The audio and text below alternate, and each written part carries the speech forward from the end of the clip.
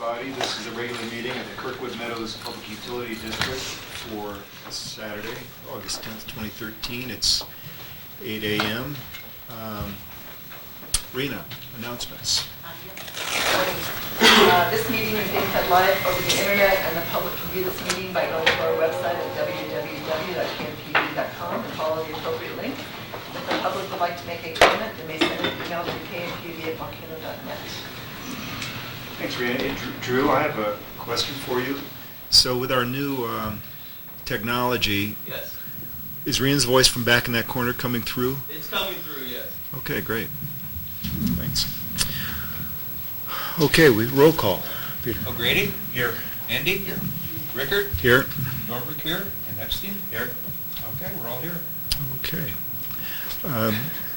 Item 4, oral communications and public input. This is an opportunity for the public to bring up an item that's not on today's agenda. If you'd like to do that, just state your name and you're welcome to speak.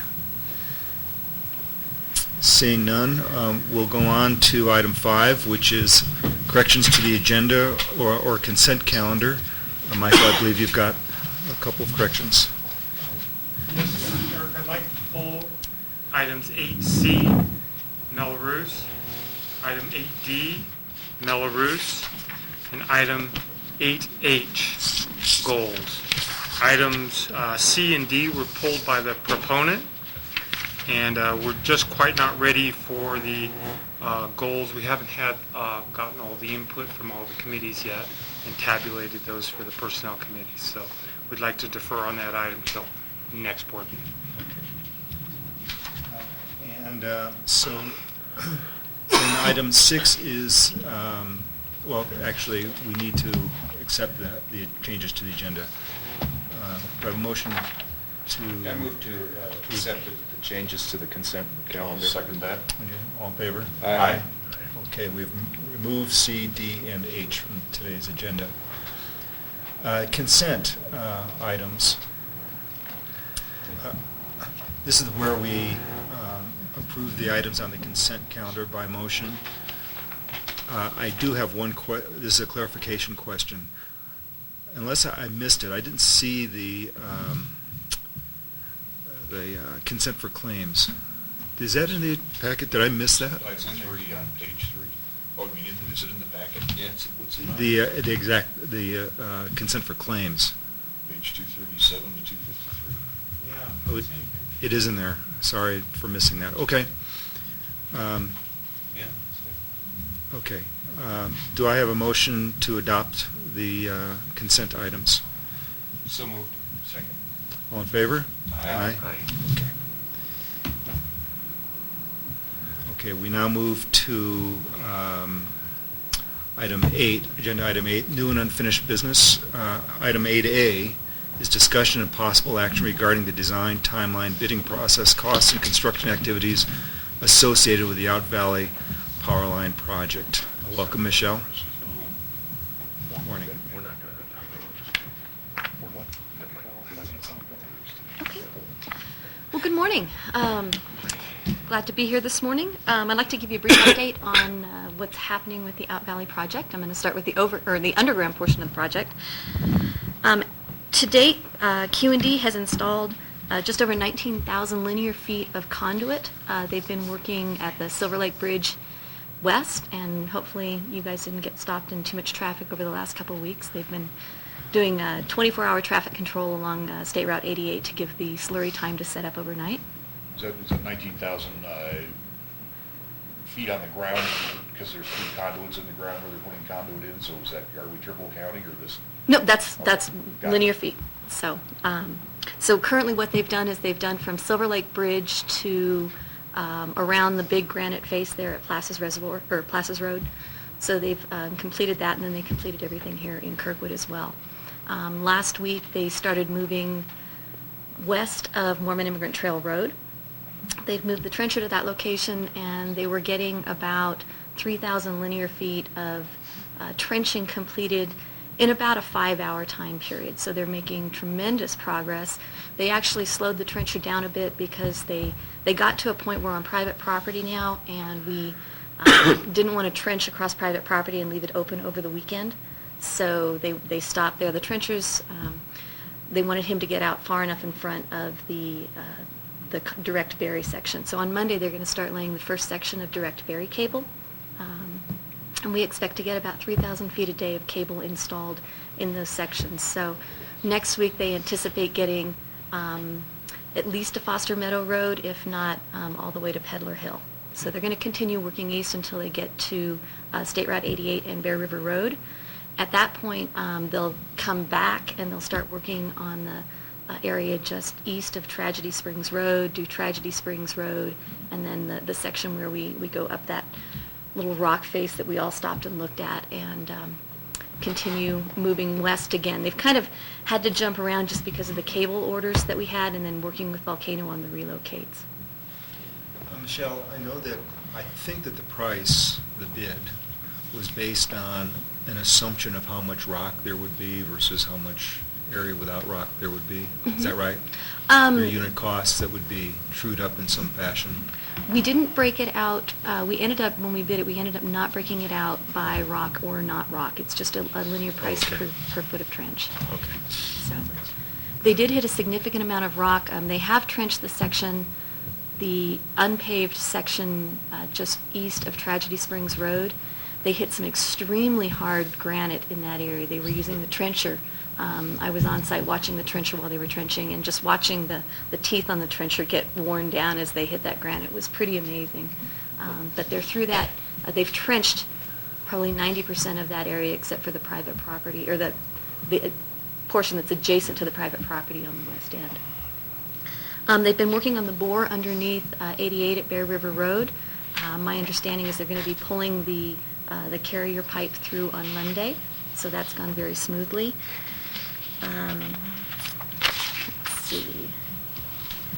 We continue to work with Volcano Telecommunications on the relocates. Volcano has been out in the field last week working on the first section of relocate, which is in the Foster Meadow east or west area. So that's going as we anticipated.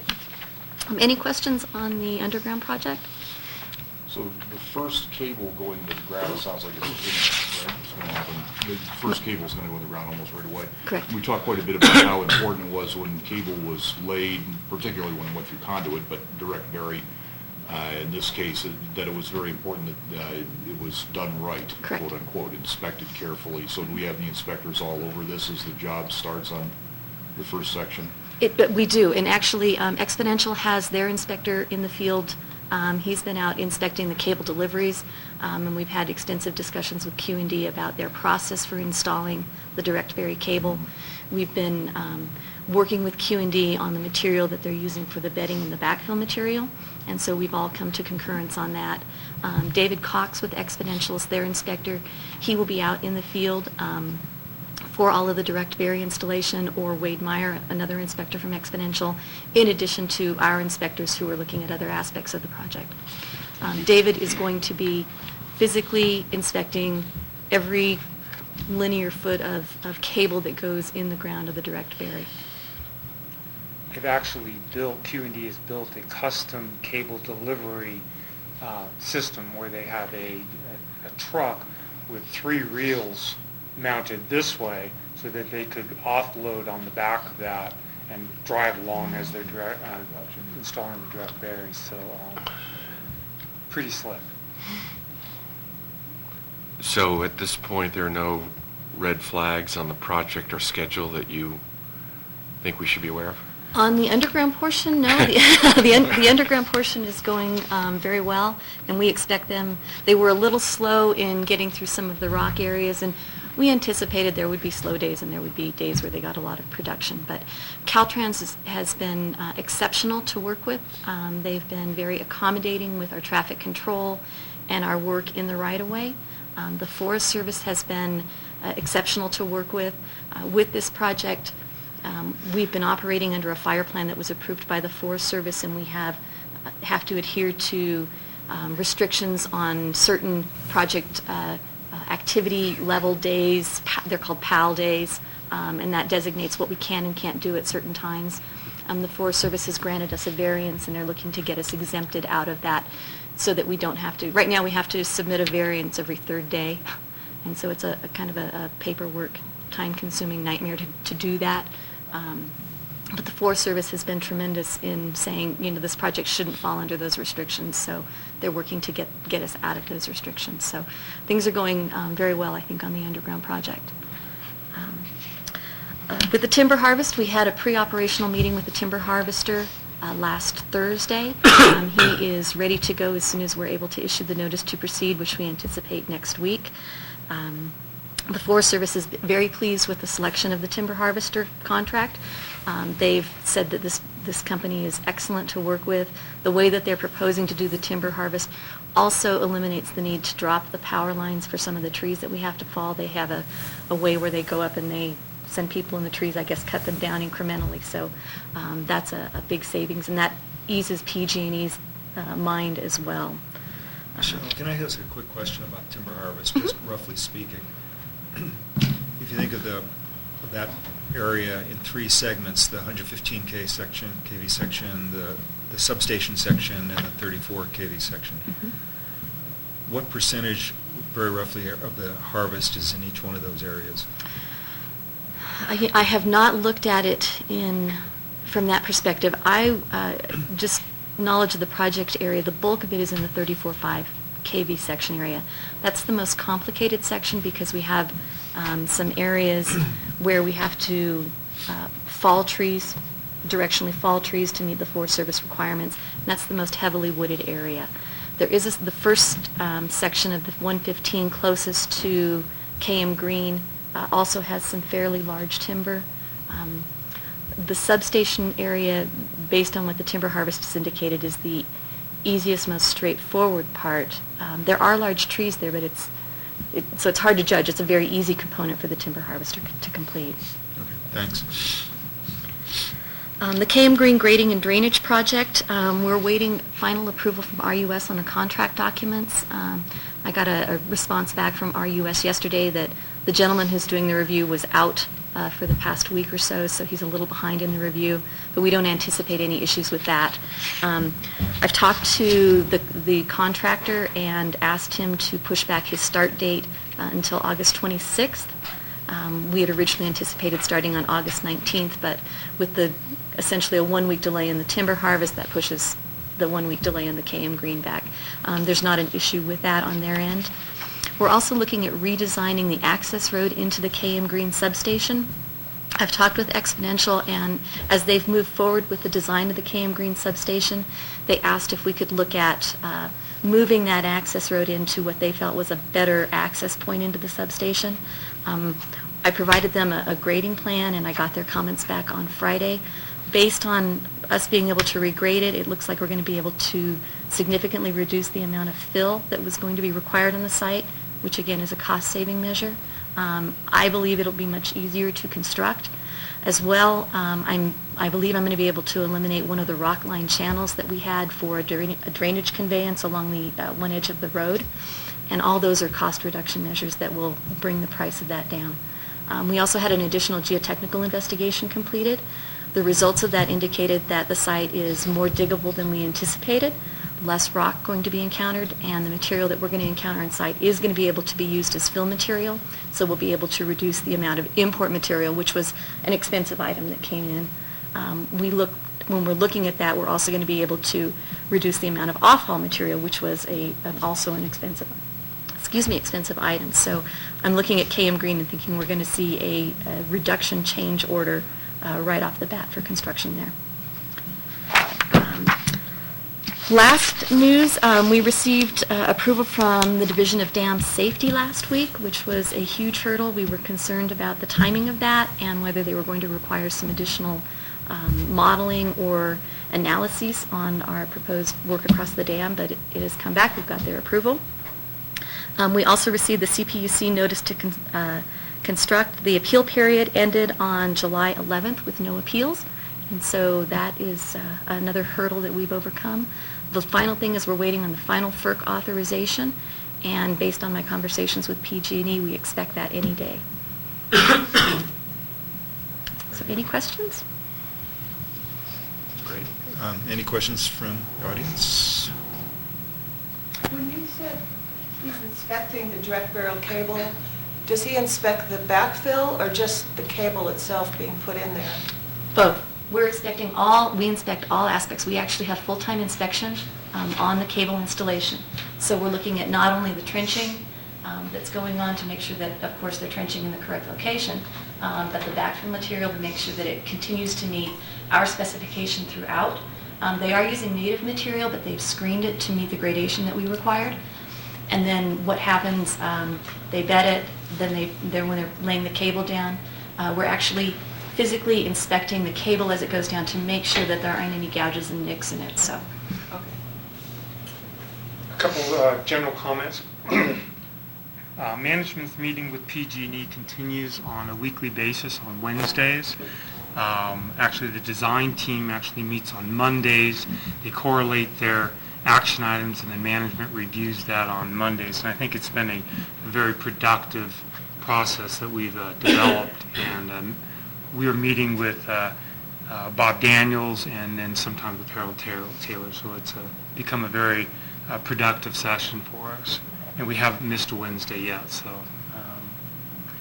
the first payment on the interconnection agreement is included in the consent. It does come with a 22% ITCC tax, and the total engineering services agreement, which was the agreement that preceded the IA, the tax is also included at 22%. The third draw on the RUS loan was taken on July 12th at $7.4 million, and it was at 3.46%. So some updates from the last general update. The 22% tax is there because we're still discussing what the tax rate needs to be, and we've just picked the lower one for the initial payments, or? PG&E has billed us the ITCC tax that is in effect as of the time of the billing of the work that has been done to date. Understand.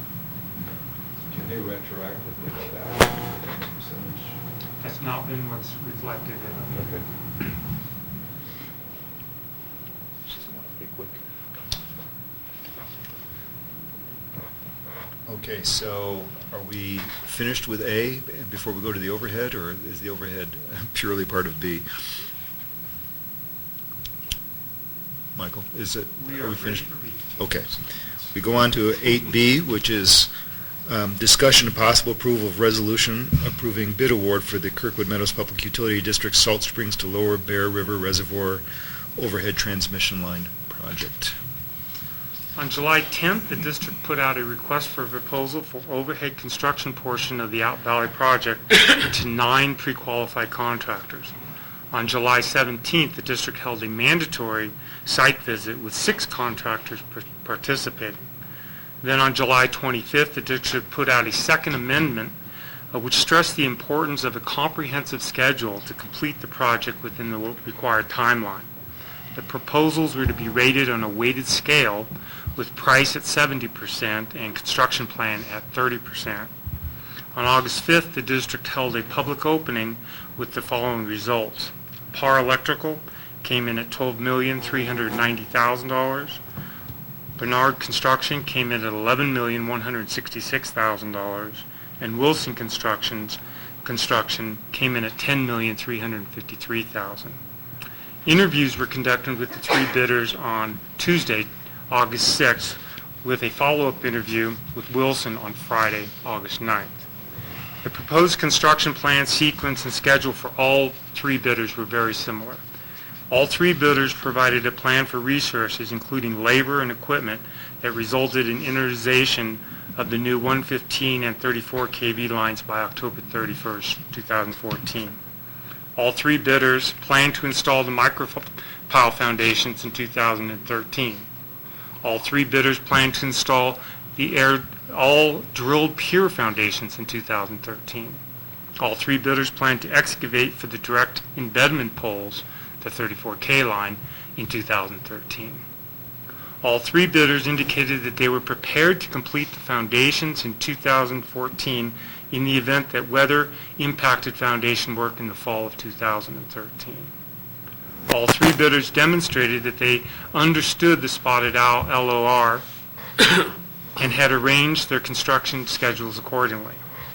all three bidders plan to erect structures and string conductors for the 115 prior to August 15, 2014, in time to move and erect all 34 kV structures and string the 34 kV line conductors after August 15th. Basically, all three understood the necessity of the schedule and presented information that they were planning to get this done on time. The engineer's estimate was at $4,776,000, $5.5 million lower than the lowest bid. Both the engineer's estimate and the proposals include the cost of the steel poles.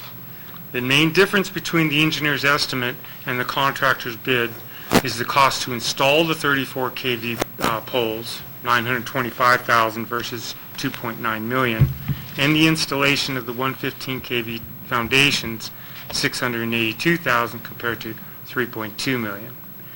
Dave Riley with Exponential Engineers is here today to discuss for the discussion of the difference between the engineer's estimate and the bids received. Dave? Thank you, Michael. Good morning, everybody. Obviously, we were off on our estimate, considering that the lowest bid price was 216% of our estimate. In both the items that Michael mentioned, the installation of the 35 kV structures, which includes the direct embedment, and the 115 kV foundations, the contractors demonstrated to us their concern for the risk related to excavation at the project. In making the estimate, Exponential attempted to factor in the known additional, the cost of additional foundation excavation because of the rock conditions. However, we obviously did not predict the level of risk that bidders felt they were exposed to. I do want to point out that in addition to the obvious observations of rock along the project corridor, as you know, we looked at pretty much the entire right-of-way during the pre-bid meeting, and you've seen it, and you can see the outcroppings and bedrock in the area. The 3 soil bore logs that we had to provide in the bidding documents really showed that excavation in granite would be required. Since that time, we've had additional geotechnical investigations by Geocon. Michelle just mentioned some that were at the KM Green substation. I want to point out that when we bid the project, the contract bid units included lump sum prices for specific types of foundations, such as drill piers or micropiles and direct embedment. Late last week, we received Geocon's additional information from those additional excavations they made, which showed some parts of the right-of-way to include more soil and subsequently less rock excavation than was evident in the 3 soil bore logs that the contractors had available to them. With that information from Geocon, we have discussed creating new foundation bid units based on an easier excavation to offset some of the risk to the contractor. In addition, we feel that there may be some savings that way. We believe we can get a bid unit for soil excavation, which has a lot less man-hours built into it just for the drilling through rock. And of course, with our inspectors out there, we would be able to document how much soil and how much rock is actually encountered in any given hole, any given excavation. In addition to trying to improve our costs on these foundations, recent review comments we've received from PG&E will allow us to decrease the size of some of the 35 kV poles. With that said, we anticipate requesting additional bid units from the contractor for these smaller poles and a reduced direct embed excavation. I don't have any actual numbers on how many at this point, but there will be some changes. Dave, this is Eric. Are you anticipating then that if the board approves the low bid, that you would then go and discuss this with the low bidder? Is that or are you talking about rebidding? If the board approves this contract, we would then ask the contractor for a change order price for a different type of foundation and for setting a different type of steel structure. Okay. thanks. If I can elaborate. So we had a discussion with Wilson Construction yesterday with regards to the possibility of establishing a different unit bid price based on less rock found. Right now, I mean, one of the biggest risk factors is the amount of rock in these drillings, and we got the impression during our interviews that they all bid these at 100% rock, or the worst case scenario is how much rock, and the thought was to establish a unit bid price that was encountered with less rock and a percentage of savings based on that. We floated this idea through Wilson, who said that they would consider talking to their subcontractor, because it's interesting to note that of the $10 million, $6 million is subcontractor work, that they would work with their contractors and work with us in hopes of establishing a less expensive unit bid price for less rock found. Thanks. I guess what I don't understand is, can't they just say, we don't feel like it, or? They already have a contract award, so what motivation do they have? The motivation they would have is working with the district so that we wouldn't go out and rebid. But if we already award the contract, we can't rebid anyway, so I'm not quite following.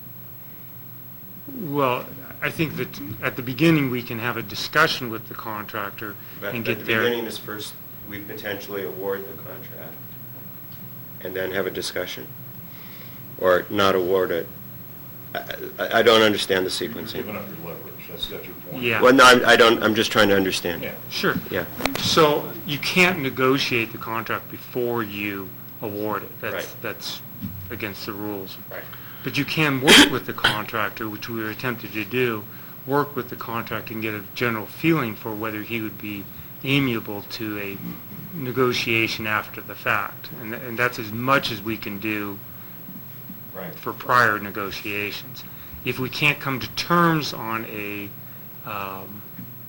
unit bid price after that, we would have to check with legal to see if we needed to move forward, or if we could, what our recourses at that point would be.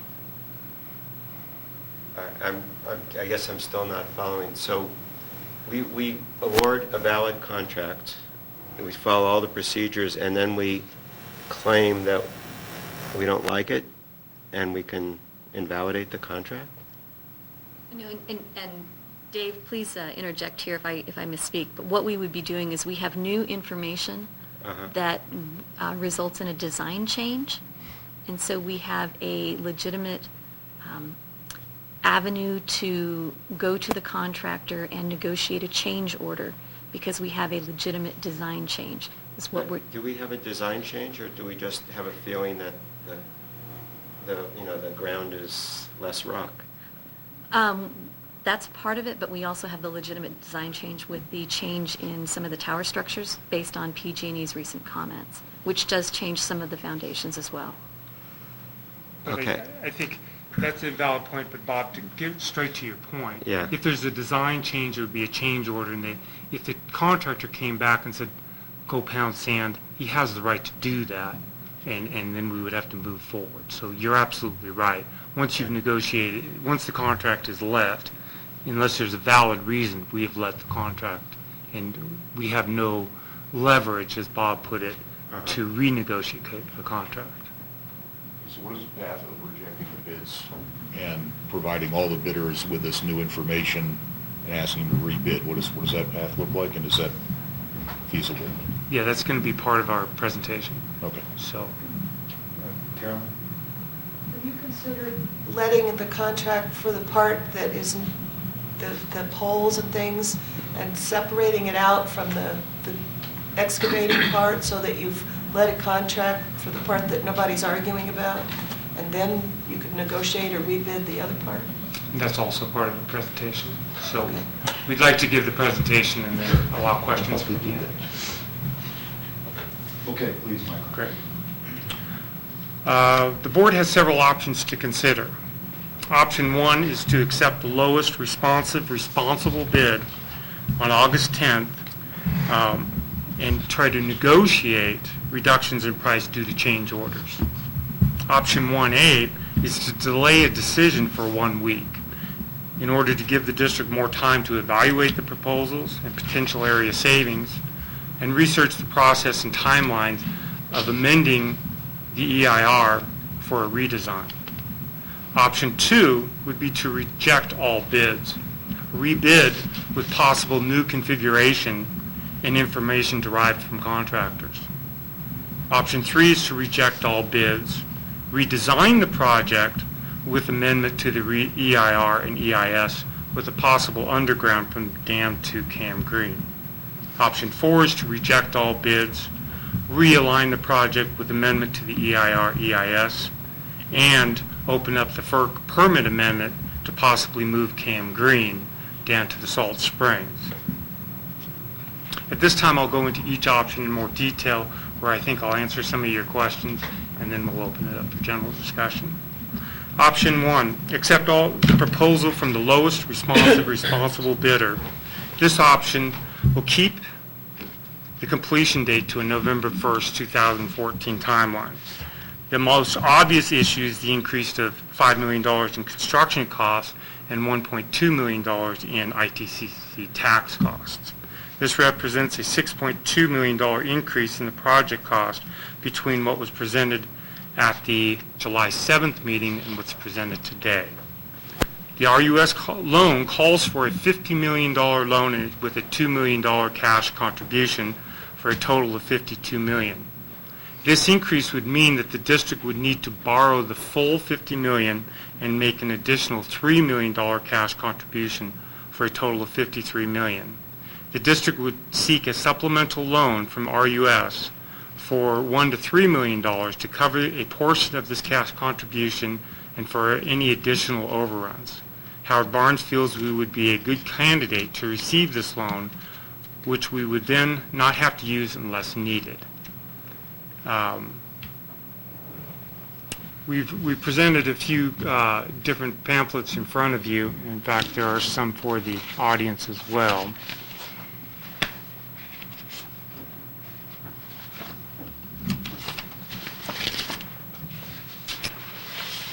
First handout shows the revised cost estimate showing with the contingency removed and a new ITCC tax figure updated. This reflects the 6.2 or the figure that I was mentioning earlier. Which contingency is removed? The 5% on the underground that we put in and the 10% on both the substations. And this is kind of the best case, best view of this instead of having. We've also half the amount of the to be determined volcano cost issuance, and we've reduced the amount of ITCC with the current billing that we've had with PG&E. I just want to clarify one point. With the increased expense, when we needed the PG&E, the OEM, the permanent forever, as long as we live, O&M fee goes up, and is that reflected? That's not that's reflected in the rate, not in the cost calculation, but in the rate. In the rates. Right. Okay. And the chart we should be looking at is this one that says 6822. Well, the first one that I just referred to is the cost calculation, which is the spreadsheet that's right there. Okay. That has the cost reductions that we just discussed. The second one is from Howard, and you'll recognize his spreadsheet. And this is an updated spreadsheet showing what the original RUS loan application projection was. That's in blue, financed at 5.5. So that was what we actually went to RUS and was approved for. The $53.5 million total, which I just discussed, assumes a supplemental $3.5 million at 5.5. That would be the supplemental loan I mentioned. And that's analyzed at 5.5, not that remember, RUS requires that you analyze loans at 5.5. The $53.5 million RUS, it's in kind of a RUS showed, so as future advances with a 1.52 repriced 5 years, plus the 0.5%, so we didn't keep it at 1.52. We increased that over the years. The green shows what we were reflected at the July meeting, is the 45.5. And then finally, the purple is the original Russ loan application projection financed at 3%. So this gives you an idea of basically the orange or rust is where we are today, and it also shows what our original loan package was. And then finally, presented in before you is what was presented at the September 29th meeting. It's the 8.5 by 11 piece of paper, and that was actually presented at our outreach meeting. In summary, for the finance... Sorry, Michael, what's the significance of this one, of the 8.5 by 11? I just wanted to... Yeah, I asked Michael to include this because, I mean, I feel like, in a sense, our initial approval to proceed with the project, with construction documents going out to bid, et cetera, was as a result of the meeting on September 29th, 2012. And at that point, the red line that you see here was the number that I think we all had in mind, where rates were peaking out at about 64 cents per kilowatt hour in the 64 cents per kilowatt hour between 2013 and 2015. And I just wanted to see how the new projection with additional costs, I mean, this was at $34.8 million construction cost, if I remember correctly, and a 3% interest rate, average interest rate. And then the growth projections and demand that that haven't changed. So that's what that, I just want to see where we are compared to that, because that was in our minds when we said, let's go ahead. How much has that changed is the question.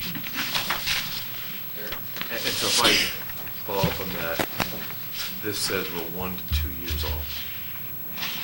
What? In This terms of hitting the says rates. we're 1 to 2 years off. In terms of the rates dropping down. Yeah, I'm trying to absorb this graph here. Well, it also implies the ending rate is lower. Oh, no, Right. it's a different year. Sorry. Never mind. Yeah, it's a shorter period. Yeah. So what we don't have the 53.5 million at the average rate of 3% anymore, right? We don't have that graph in here. Well, the 53.5 million, the rust is actually, that assumes the 3%, but the additional 3.5 rust would be, the future advances would be at 1.52. Oh, I see, just that. So Right. the orange line is a 3% rate for the 50 million. Right, and then 3.5 the at 3.5 would be refinanced with a laddering approach with the beginning 1.52%, and that is increased every 5 years at 0.5%, which is just a number that Howard and I came up with. So the orange line then shows us peaking out at about 67 cents rather than the 64 cents. And then it shows it dropping, but not dropping as far. Just to pick a number, the year 2035, we're down at about 47 cents. Rather than something quite a bit lower than that in the original thought, right? It stays about 5 cents. Well, 2020 was 51 cents, 2020 here is about 56 cents. Okay.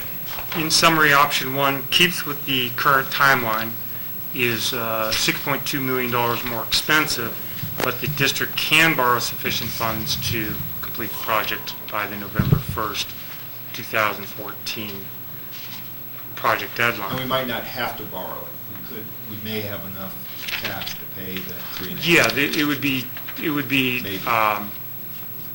it would be an option, with any REST loan, you get approved and then you don't have to, there's no, requirement that you borrow the full amount or any of the amount, but it would be highly recommended that we would go out for this, and Howard feels that we would have a good possibility of receiving that loan.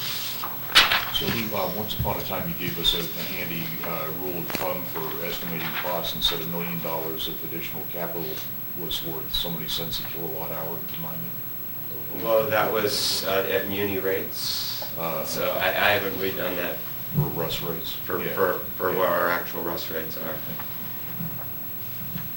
Just- I'm reluctant to try to do it in my head Yeah. in front of a live audience. Alan, So if everyone leaves the room, I'll work on it, but otherwise. Alan? I'll get something to you though, yeah. Alan? Just graphically, what I'm seeing here with that orange line that starts out very close and then widens out at the back, is that we essentially have more debt that takes longer to pay off, so the rates don't drop as quickly in the back end. Right.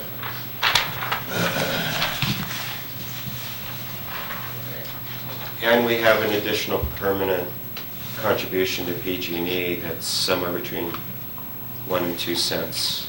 Which forever. impacts our ability to pay off debt even further. And we said that was not in this graph. It is in the graph. It is in the graph. It's just that there's the capital costs and then there's the ongoing operational, and they're obviously separate items. Okay, I think you've explained Option 1. option 1. Option 1A would be to delay the decision for a week in order to give staff more time to evaluate the proposals and the timeline to amend the EIR EIS. And I'll get into that time on the EIR EIS more in option 3. District staff believes that we do have a week in the timeline for this evaluation if the board so chooses, but staff would like to move forward with the timber harvest at KM Green, then at the 115 kV, and then finally at the 34 kV if the board chooses to take that route. And then also continue with the KM Green grading project. District staff feels that this 1 week delay would be the maximum as the steel poles are in shop drying phase, and the longer that we delay, the more costs that we would have. On the steel poles, we know we need the 115 poles no matter what.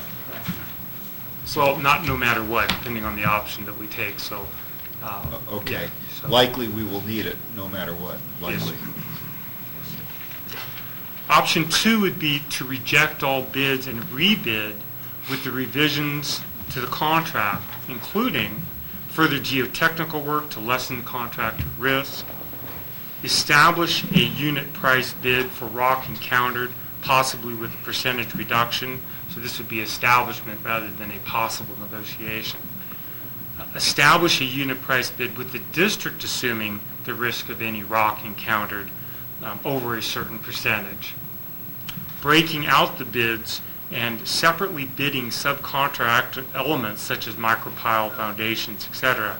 As I mentioned earlier, 60% of the costs are subcontractor. So one thought would be to deal directly with the subcontractors, eliminating some of the overhead costs. Soliciting more contractors to actually bid the project. Refigure the contract to take advantage of the knowledge gained from contractor interviews.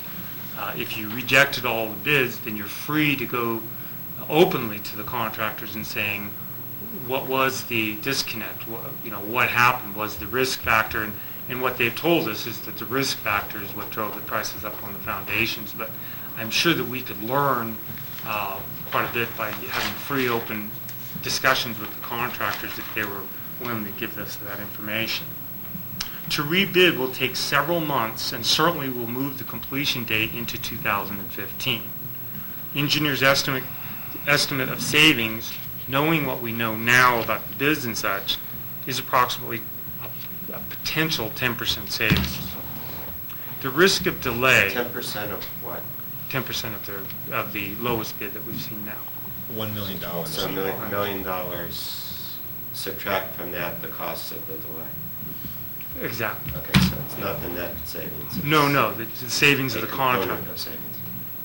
The risk of delay, the construction costs, the environmental issues that could impact us, the cost of the money, and the cost of the diesel during that delay. Option 3 would be to reject all bids and redesign the project with an amendment to the EIR EIS. Go underground from the dam to KM Green. Q&D has reviewed this proposal. This would be more expensive than the existing unit costs due to the narrow, steep corridor and areas of asphalt. There is a section that has a cliff on one side and a hill on the other, and they can't get the trencher and big equipment into that steep, narrow area. And I think most of you have seen that, what I'm I talking about. can't remember what percentage of the total length of that road that is. Is that, I can't remember the, A mile or so, maybe a third, maybe. And then there's asphalt concerns as well. well, and our existing project has asphalt too. Oh, yes. So it's not like it's a new item. We would need an amendment of the EIR-EIS with potential delay of 1 to 2 years and a potential cost of $250,000, and we'll get more into that shortly. Potential savings between the cost of the $5 million for the overhead, 34.5, construction costs for the underground of approximately $3 million, plus the cost of the EIR amendment would be somewhere around $1.5 to $1.75 million. And that's just potential because that has not been designed. Either That eliminate... doesn't factor in the possible future cost of money. Right, Okay. and the possible delay. No, it doesn't. Eliminates the overhead maintenance costs of the 34.5 kV line, and it potentially eliminates a small portion of the ITCC tax, though I think some of that work has already been completed, but whether we could say that the project actually was never capitalized, I don't know how PG&E would work with that. And then the fourth one, which is option 4, would be to reject all bids, redesign with an amendment to the EIR-EIS, and then open up the FERC permit amendment. This has a whole bunch of positives, ITCC, O&M, but it is extremely challenging, and the delays would be in the 2 to 3 year time. This would be a redesign with the KM Green moving to the Salt Springs area if allowed, and if the FERC permitting would be allowed. And that would also have the potential of putting the entire line in underground, which would eliminate the O&M that Bob was speaking before. And this could be a lengthy potential delay.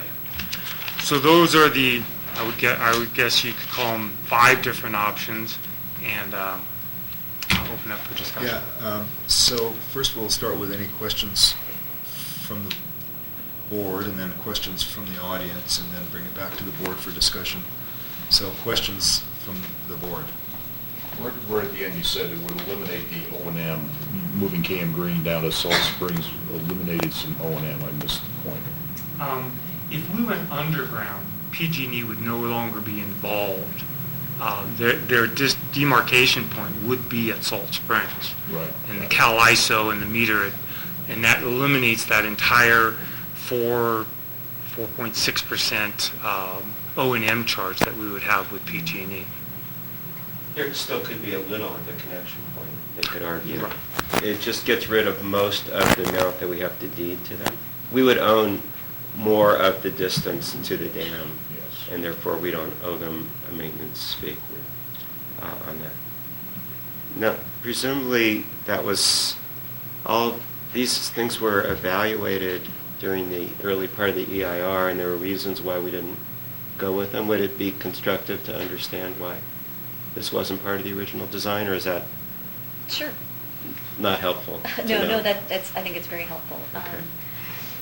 The original, while we were very supportive of putting the KM Green site over at the Salt Springs, PG&E was not. PG&E had concerns about, they've got a certain amount of area down there, and they didn't want to lose that area to having somebody else's substation down there when they potentially had future plans for that area. Additionally, what PG&E had indicated that to permit a substation within the FERC boundary would be very time-consuming and very difficult to do. And that would be a significantly lengthier process than amending the FERC authorization to be able to put a power line within the FERC boundary. And so those were the 2 primary reasons why that was not pursued. Now, one other thing, I remember from looking at, there was an option we looked at of just going overhead the whole way. And correct me if my memory's off, but I thought the argument for overhead is, although it has environmental consequences that would discourage us from ever wanting to consider it, that it was cheaper. So, is my memory failing me, or was there a time when overhead was cheaper than underground, and what did we learn? The intent, and Joanne, please step in here if I misstate something.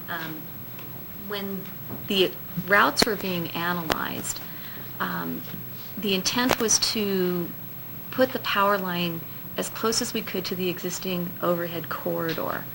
And so when it was analyzed, we looked at overhead versus underground within that existing corridor.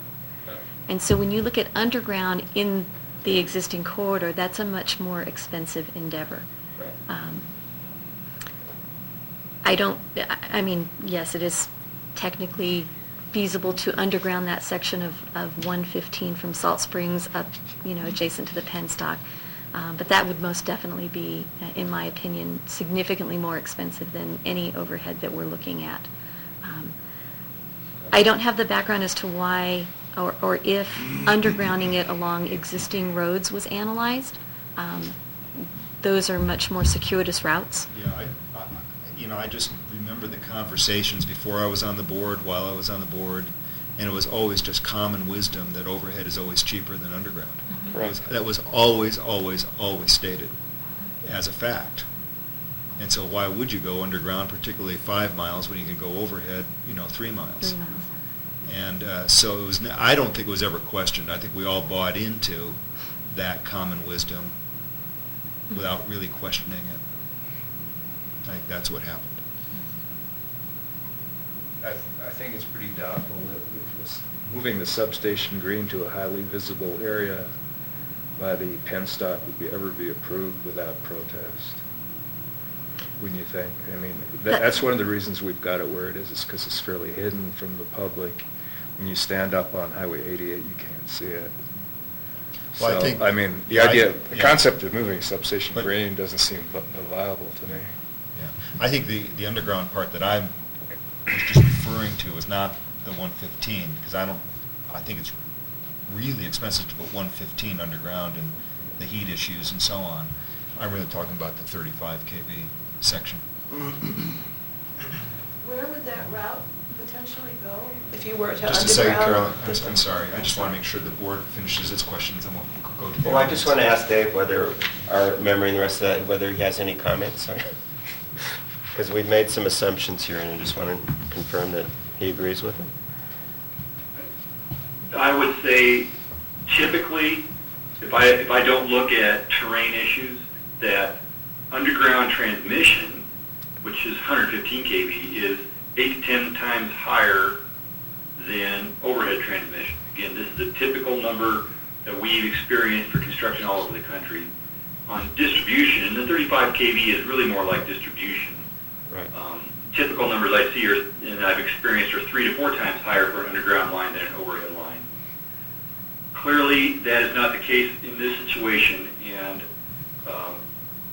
I would say that is for two important reasons.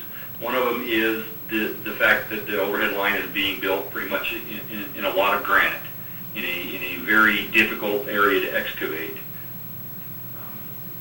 And that subsequently makes installing these poles and getting the foundation for the poles very, very expensive.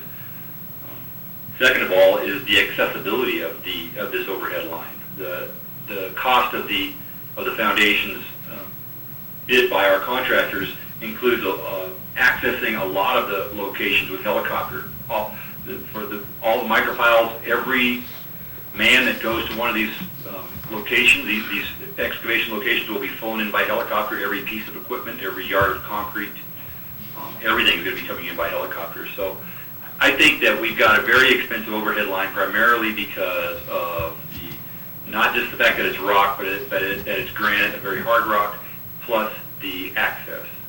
And those things create a situation in which the overhead is more expensive than the underground. Again, it depends on the kind of route we're going to take. Generally speaking, I think the thought process without looking at the exact design of the overhead line, the typical cost is an overhead line is cheaper. Okay, any other questions from the board? So just trying to get this clear in my mind, as far as comparing alternatives, I think you outlined that if you change the 34 kV from an overhead line to buried under the road, that you could see potentially something in the range of $1.75 million of savings from doing that? That's just ballpark at this point. It's Yeah. not been designed, and it's not considering the cost of money if If our the interest ini- rates change. Right, so how long does the amendment process for the EIR, Right. EIS take is a Right. critical aspect of that decision, because if it delays it 2 years, Mhm. as we've seen in correspondence, Mhm. then that's a long-term Right. cost of money. If it's 1 year, that's a certain amount of cost of money, and if it's no delay, then that's no cost of money, and diesel, et cetera. Well, I am trying to get a ballpark figure, because I think it's important here to understand, if we were to change directions here, what is the potential savings? I mean, we all see that there's a potential unpleasant reality here that we don't like, but the question is, what can you do about it?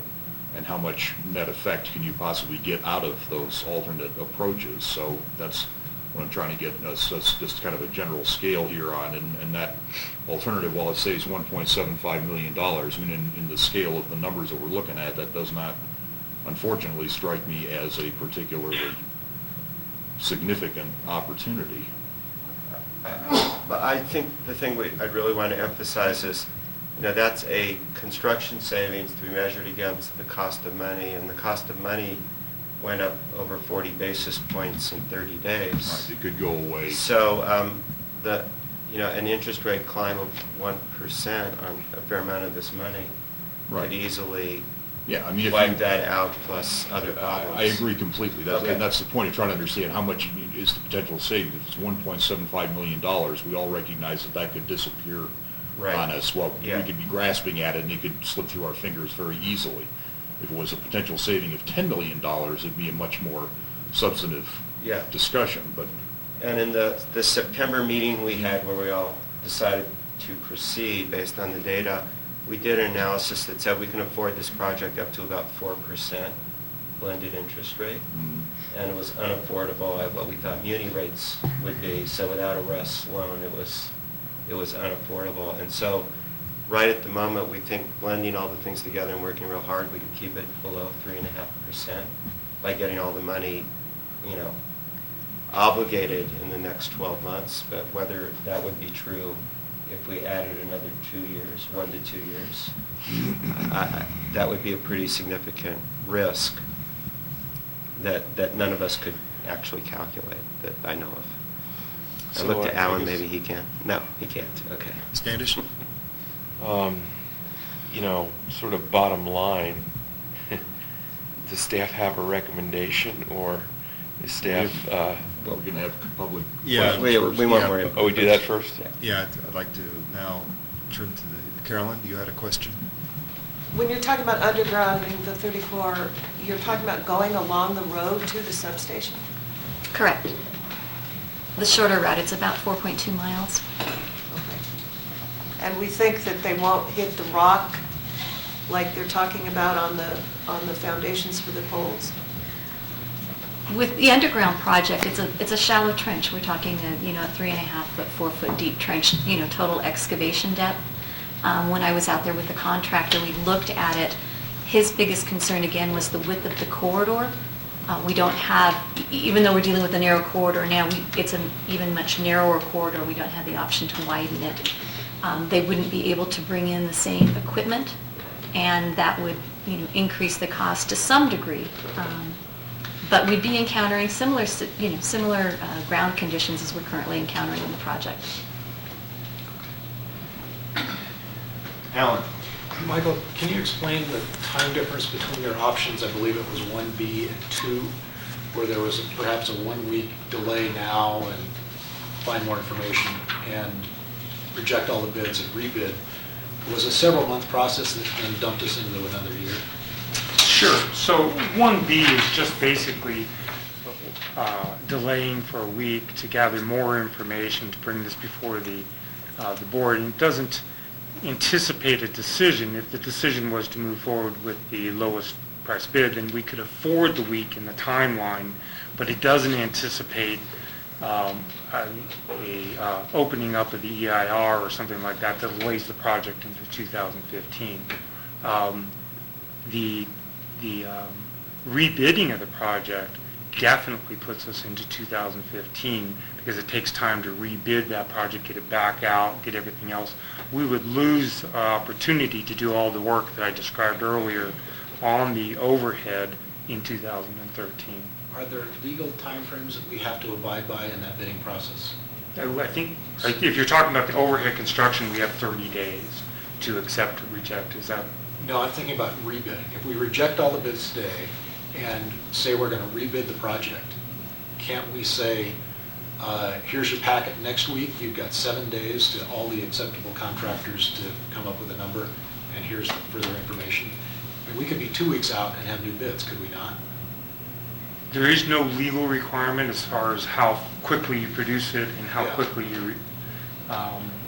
I think to be constructive with the rebidding process, I think we have to put together a package that meets the goals that we've.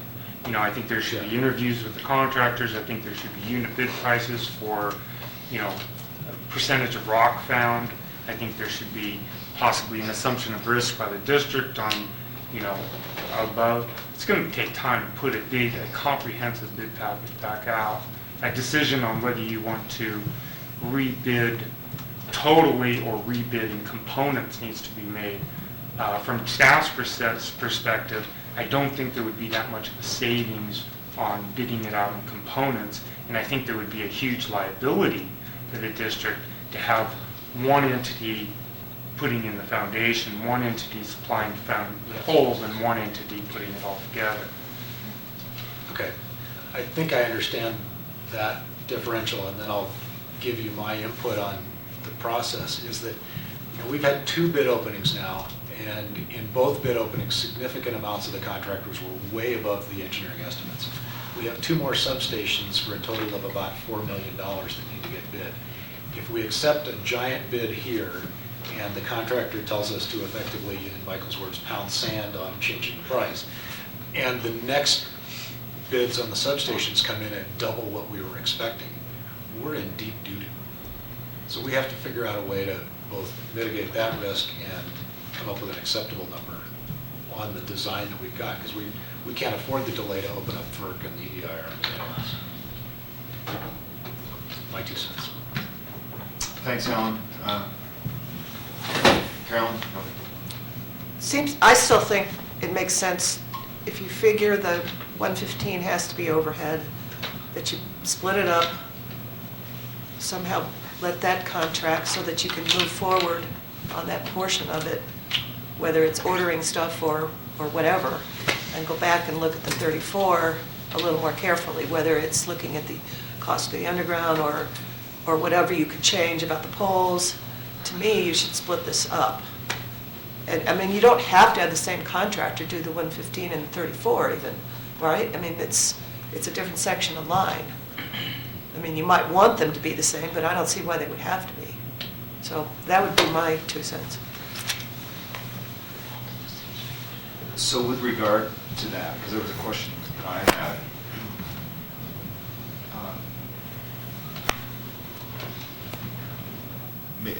this applies to the timber harvest, it applies to the purchase of the steel poles, it applies to the overhead. And that is, we've accepted a bid for the timber harvest, we've accepted the bid for the owner-furnished steel poles. If we were to accept the bid from Wilson today, do we have the option of going back to each one of them and saying, we've changed, we've reduced, we've eliminated significant parts of the project at this point, and therefore you're only authorized, timber harvester, to do the substation and the 115 stretch. Steel poles only authorized to provide us with 115K poles. And Wilson, you're only authorized to do the foundations, etc. the overhead for the 115K portion. Basically, what's the process? Is there a process for doing that?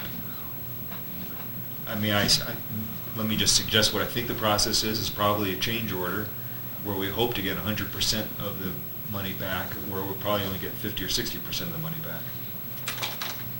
Am I right? I mean, what's the process? Correct. That would be a deduct change order.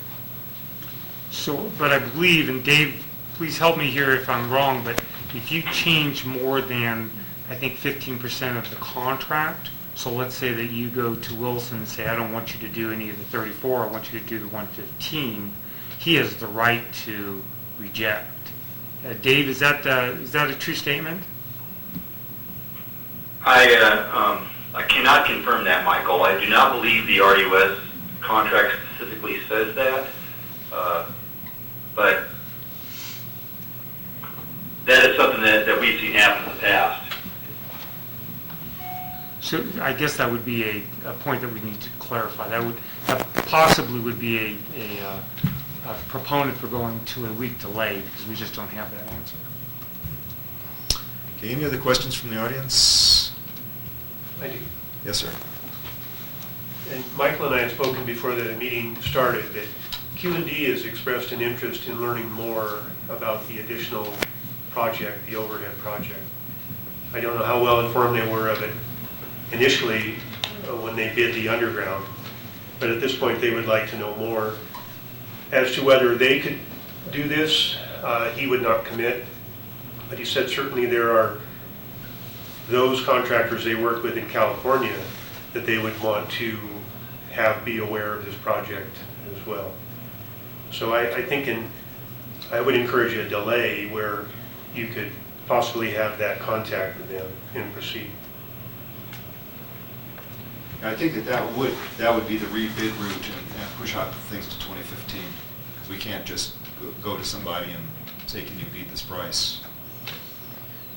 So No, but that would argue for the 1A. No. You know, another week to at least have the conversation. Well, that would be with the expectation that we would be okay with a one-year delay. I mean, I think the fundamental question is are we willing to entertain the risks associated with a one-year and potential costs with a one-year delay? Because if we are, then it opens up several things. If we aren't, then that eliminates some of these options. Well, I don't know the answer to that question just quite yet, but we're trying to say, is there a way that we can lower rates by 2 cents? What's the risk? Our best case is if we delay that we could lower rates by 2 cents. But if we're wrong, we could raise rates by 4 cents. Right. So any scenario that sort of says that the downside could be twice as bad as the upside. And I'm just trying to do this in my head, but I think material rate, climbing in interest rates, our biggest risk is not granite. It's always been the cost of money. And right now we're on the ragged edge of kind of just getting through it in a happy scenario, and adding a year, a couple of years, 1 to 2 years. We're going into the total unknown for 2 cents. I mean, that's kind of that's the scary part for me.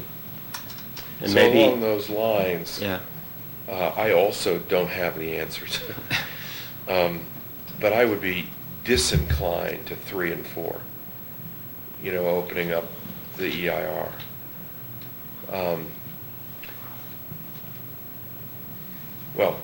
And inclined towards either 1 or 1A. There are a number of factors that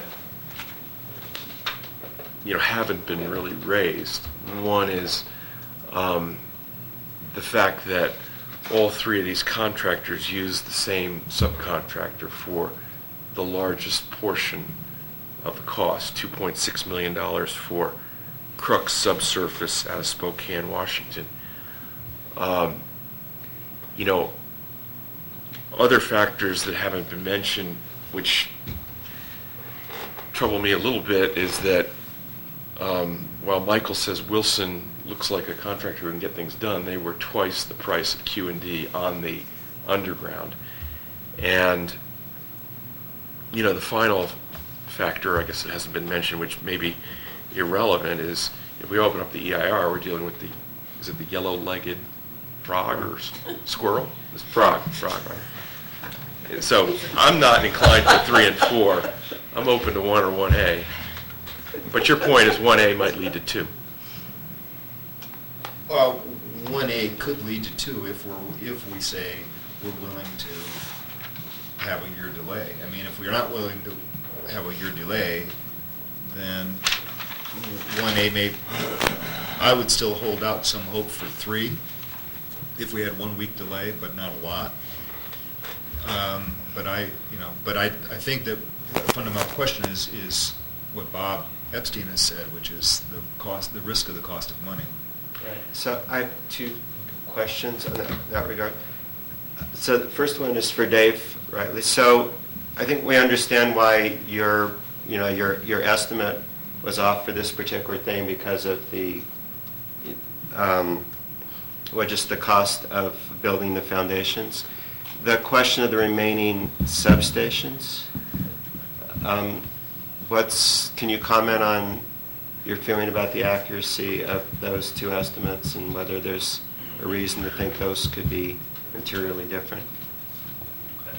Yes, I can comment. Okay. I anticipate your question, and we've been actively working this week to kind of reconfirm the equipment prices. And in fact, because we received some feedback from PG&E just this week, we're able to confirm the quantities of some switches that are going to be installed in the substations. I don't have a final revised opinion or probable cost to submit to Michael yet. We're going to have one for the Green substation next week. But what I've seen, and including prices we've got confirmed on recently, and the fact that the geotech report for KM Green showed much better digging, and therefore the foundations are not going to be not as much risk involved in foundation excavation for Green. I feel that the estimates that you have in front of you, the ones that Michelle uses in her Out Valley budget for the 2 substations, Green and Blue, are good, and I see nothing that would mean we're going to be twice the cost. We're going to get bids twice the engineer's estimate in either of those substations. Okay, and the total for that is the forecast from the 7th is the 3.8 million. That's what we're referring to? Correct. Okay. And that construction includes the actual equipment that goes in it? Right? Yes. That's the total Yes. project? Okay. And the opinion, the probable cost opinion that we provide includes both material and labor. Some of that material will be owner furnished, but it's all built into the budget. Okay. And the other point I would want to make in terms of the cost of capital, if, let's say, we proceed along the original plan, and for some reason we get early snows next year, and so it can't quite get done, most of the capital would have already been borrowed. And so our risk of interest rate would be minimal. We would be paying the operational costs of delaying it. Whereas if we couldn't really start construction, if all of that gets delayed and we can't draw the capital down, then we're putting more risk into the cost of capital. So I don't know if that makes sense. So the idea of I just think we're always better off having a complete plan and implementing as best we can, as to do portions of the plan and hedging and waiting to see. I mean, we're about to cut down a bunch of trees. We better be putting stuff in that areas. I mean, right? I don't want to come down just in case we might want to be there. Peter, do you have any thoughts you'd like to, or questions? Well, I pretty much concur with everything that's been mentioned and all the questions we've covered. I'm comfortable with giving staff an additional week. Beyond that, I think we should stick to the plan. But Stanish asked if there's a staff recommendation, I think, at this point. We've done all our guessing or questions. Well, before we do that, Stanish, any further comments or questions? My inclination would be the extra week. You know, when we open the undergrounds, unless staff has a different recommendation. But, when we opened the undergrounds, we were told that, Q&D was a civil contractor who subbed out the electrical, and Wilson was an electrical who subbed out the civil. The civil's the very expensive part. I don't know, an extra week, if I were in your shoes, might make sense, both to explore what Q&D, who received accolades earlier in this meeting, has to say about this project, and to see where we can get discussing with Wilson, what kind of cost reduction change orders might benefit the district if we don't encounter 100% granite. And with that, we'd love to have staff's recommendation. Yeah, just a Unless second. Alan had Yeah, a question. This is like Alan, and then Bob Endy, and then me. Just have one more quick comment to build on something that Bob said right at the beginning, and that is if you let a contract now, you've lost your leverage. If you wait a week or so, talk to the contractor along the way, and the hammer is, if we can't make this work for us in the guidelines that we have today, we still can push this off a year. It gives us a little bit of leverage, even under the existing contract bid, to say, how do we fix this for everybody? Thank you. Bob Endy? Okay, Questions, so, comments? yeah, we're faced with an obvious unpleasant economic reality here. So we're just trying to figure out what's the smart thing to do, given that we've got a problem. I agree with what Alan said, that if we've got a week to use, we should use it to advantage when we still have leverage over the lowest potential bidder. No reason not to use it if it isn't going to delay the project. So I'd say let's go beat on Wilson and see what we can get out of him as far as concessions, with the threat that we might rebid the whole thing if we need to. Recognizing that, I think that the best thing to do in the face of this unpleasant economic reality is to stick with the plan that we've mapped out, get the work done, get it done on schedule, and I don't hear any numbers that are so large in terms of the potential savings that we could get by going down other paths that it seems like we should suddenly reset the whole thing and try to go after one of those other alternatives, because the amounts of money involved are, they're not tiny amounts, $1.75 million. Nobody's going to tell you that's a small amount of money, but it's the amount of money that could easily disappear on us in a change of the financing rates or some other unknown that comes into the picture as we proceed down one of those alternate paths. So I would not advocate switching paths at this point. I would advocate moving forward on the path that we've already well defined. So I, as Michelle and Michael know, I've pushed hard this past week on the underground option.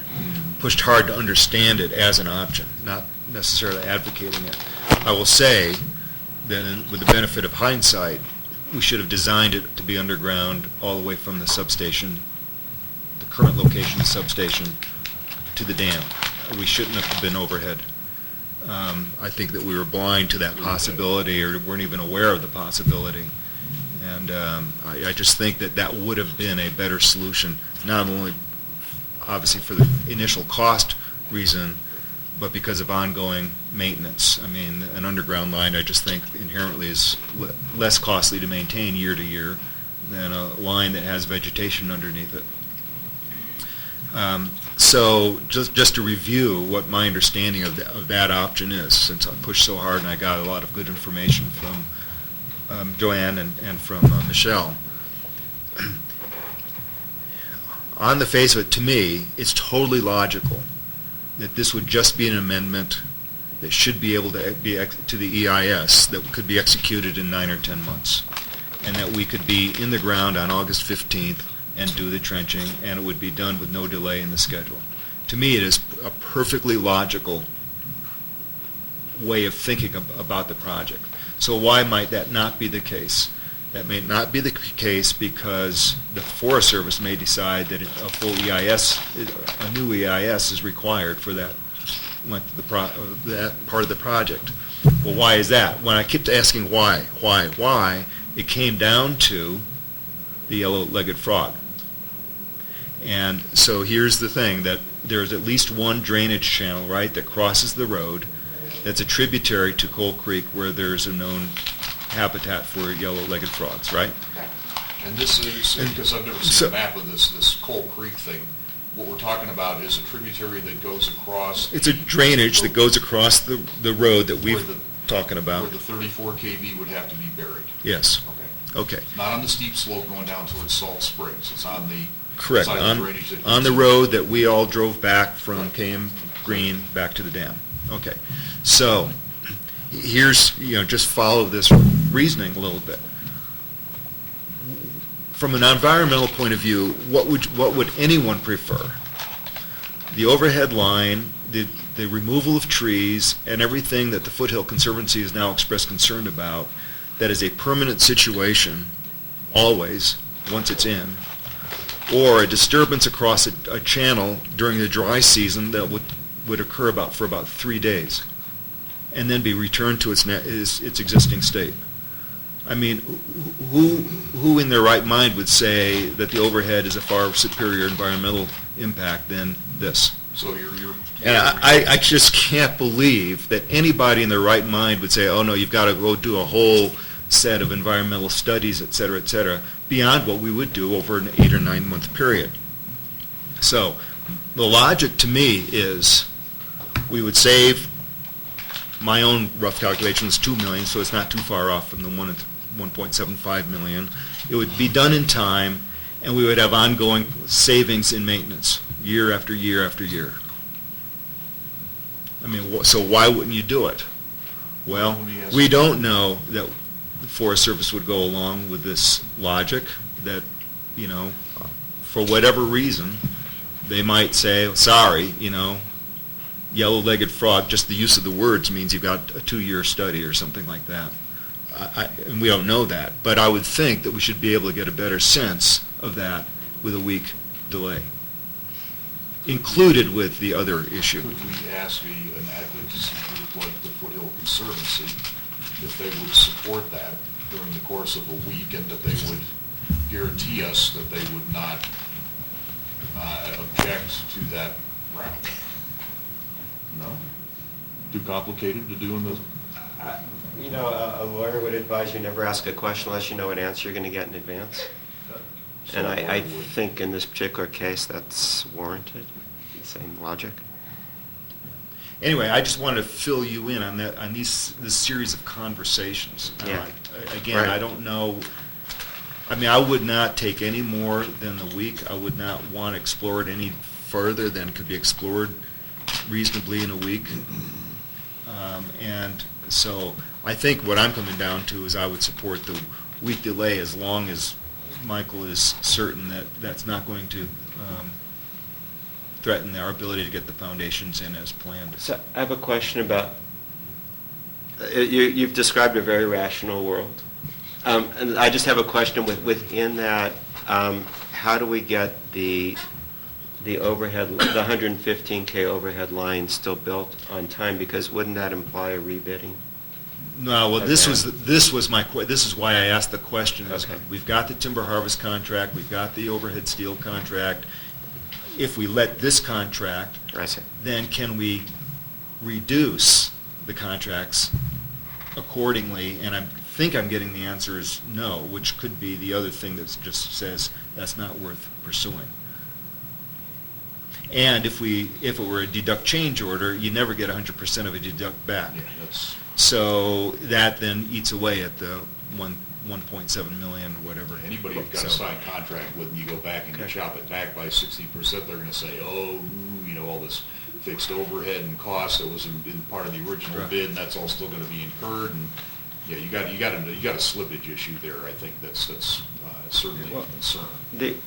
Because the other reason, Eric, why I like the direction you're asking is because then we don't have to pay to reconnect all of PG&E's customers, because we don't touch that line. That's right, we don't touch the 12 And kV that's line.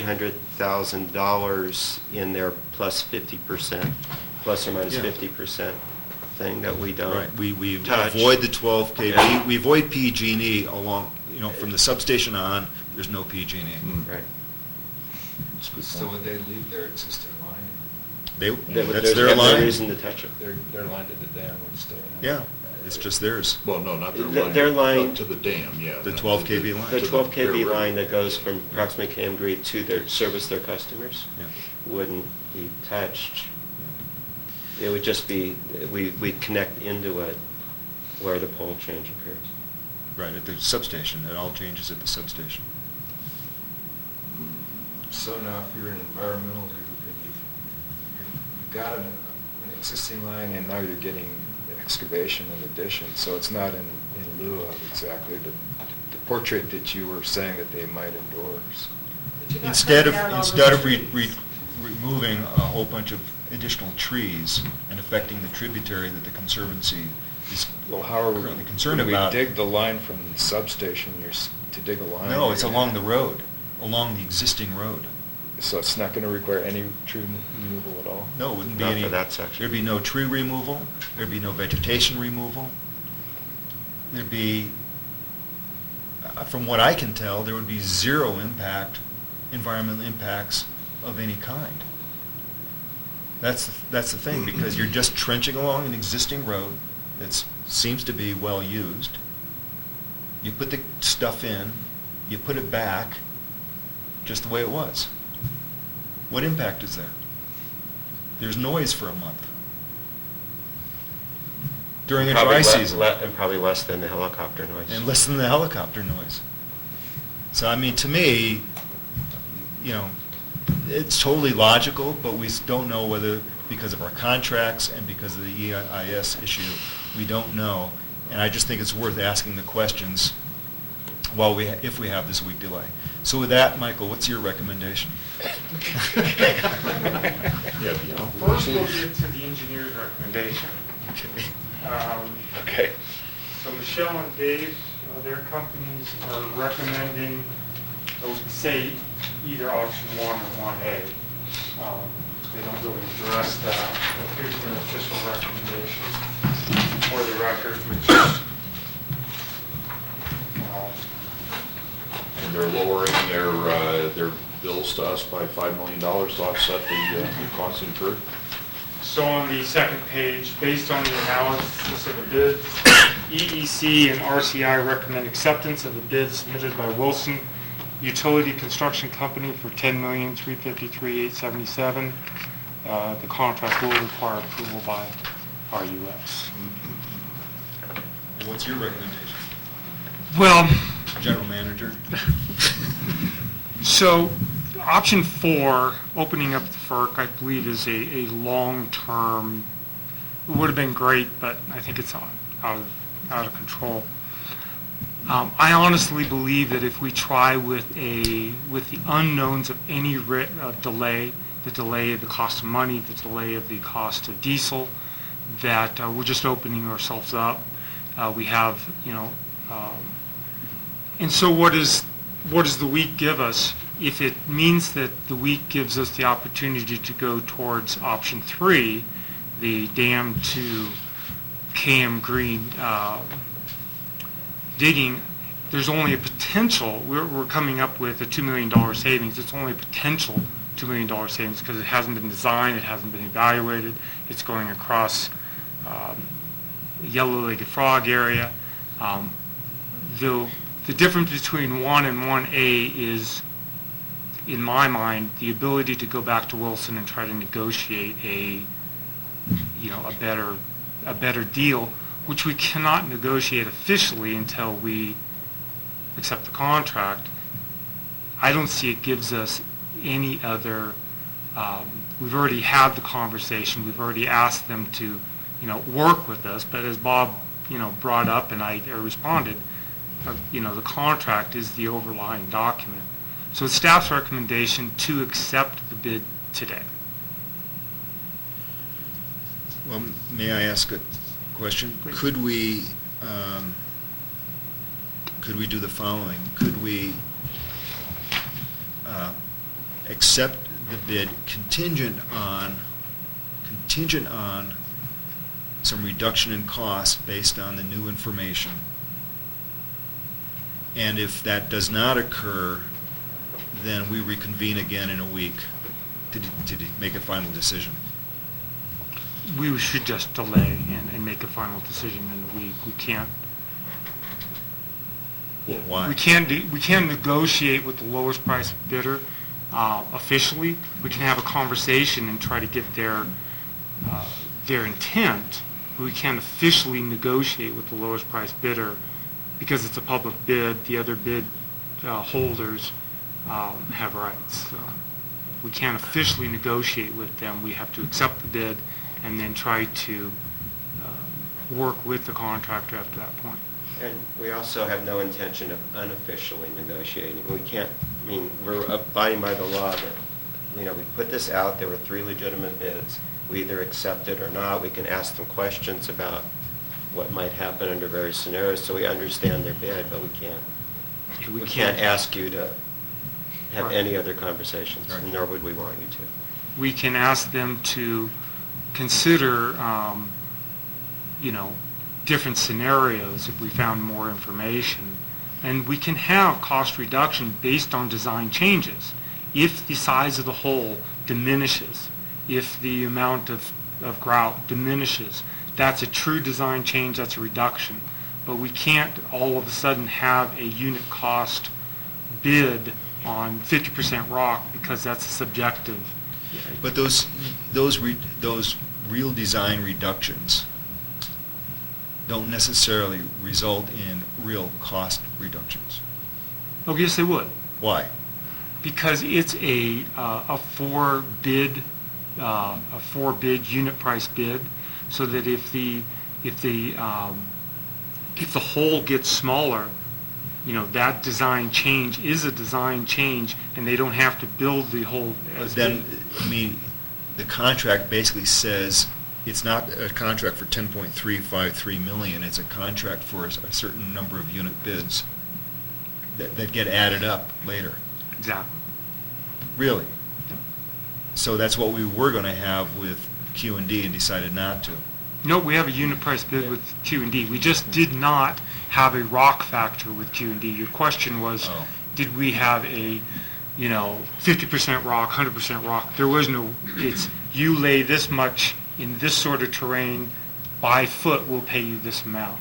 If that footage changes, if we have a design change and suddenly we need to go around something, then the contract changes. If we have a reduction, we also have a reduction in price. The contracts are based on an estimated estimated number of units. We have certain items that are lump sum and certain items that are units. So, say for the underground, we said you're going to install 100,000 linear feet of conduit. When all's said and done, they may do 98,242, or they might do 104,436. We pay them for the actual number of units installed based on the how the contract was established by unit price or lump sum. With items like the KM Green substation, items like the construction of the pad is a lump sum item. So that contractor has given us a price saying, I will do it for this amount of money. Whether it costs them more or less, we're only paying for that amount. Okay, but in the case of the Wilson bid, Mhm. which unit items are the items that might change where it's just automatically a reduction, and it's not a negotiation, it's not goodwill or anything else, it's automatically a reduction? Which things are measurable in the same way that length of cable is measurable, such that they would say, yep, we agree, we've used this much less concrete, or we've dug holes we haven't moved as many cubic feet of dirt, or what? I mean, what is it? We have, in the unit price bid, we have the foundations broken out to a significant amount of detail, where we have direct embed for the 34.5, we have piers, we have micropiles, and we have sizes for different pole sizes within those individual categories. So if we had a direct embed foundation where we assumed it was going to have to be 10 feet deep, 4 feet wide, the tower ends up being less in size, and we can go to a different dimensioned foundation than we currently have in the bid unit price. That would be the reason for doing a change order. We've changed the design such that we don't have an existing unit price that reflects the new design, and so we go back and say, okay, we had 10 of those originally anticipated, now we're only going to have 6 of those, and we're going to have 4 new foundation designs based on the new design. we would negotiate a cost for that change. Does that make sense? Well, it makes sense, except that if we already have unit prices for concrete or whatever for the foundations, then the new design will automatically trigger a reduction if it's a reduced design. Why is there negotiation? The concrete is, the way that it's bid for each foundation is there's a material and a labor cost. So let's say we had a 4-foot diameter hole that's 10 feet deep. There's a material cost, which would be the concrete, and the labor cost. An automatic reduction, if that diameter changed, that bid unit item is for a 4 by 10 foot hole. If we're only going to require them to do a 3 by 8 foot hole, we have to generate a new bid item. We can't take that 4 by 10 foot bid item and reduce the amount of concrete in it, because it's a bid item. I don't know if I'm being clear. Yeah, so I understand what you're saying there. It was very clear. Let me ask you, let's say the pole is identical, it's just they've calculated the amount of granite at a high level, and then we've now done a soil sample on that spot and determined that it's less. That's not a change order, that's just, they assume the worst case foundation, and we've discovered it's different. There's no change order, it's just up to them whether they feel like charging less or not, right? That's where we enter into the negotiation if we had a signed contract, and we said we would like to negotiate these bid units with you, and as opposed to having a bid unit where we had 10 4 by 8 foot foundations with the assumptions that you Okay. made, we'd like to renegotiate that bid item with you to change it. So what is how does Wilson get an upside in that negotiation? What would we offer them that's an upside? So they would want to do that because they have a higher profit. I think part of this is in the initial discussions, and Michael, correct me, the discussions we've had, there is the potential that the bid will not be awarded. If the board didn't feel, and if the team didn't feel that Wilson was going to come to the table as a player in this project and be a part of the solution that to the dilemma we find ourselves in, we would not, potentially the project would not get awarded, and they would lose out on the contract. That's the week delay. That's the week delay. But you've already asked them what their approach is to this, so you already have that knowledge. Okay. And I don't want to know the details, but I just wanted to confirm that.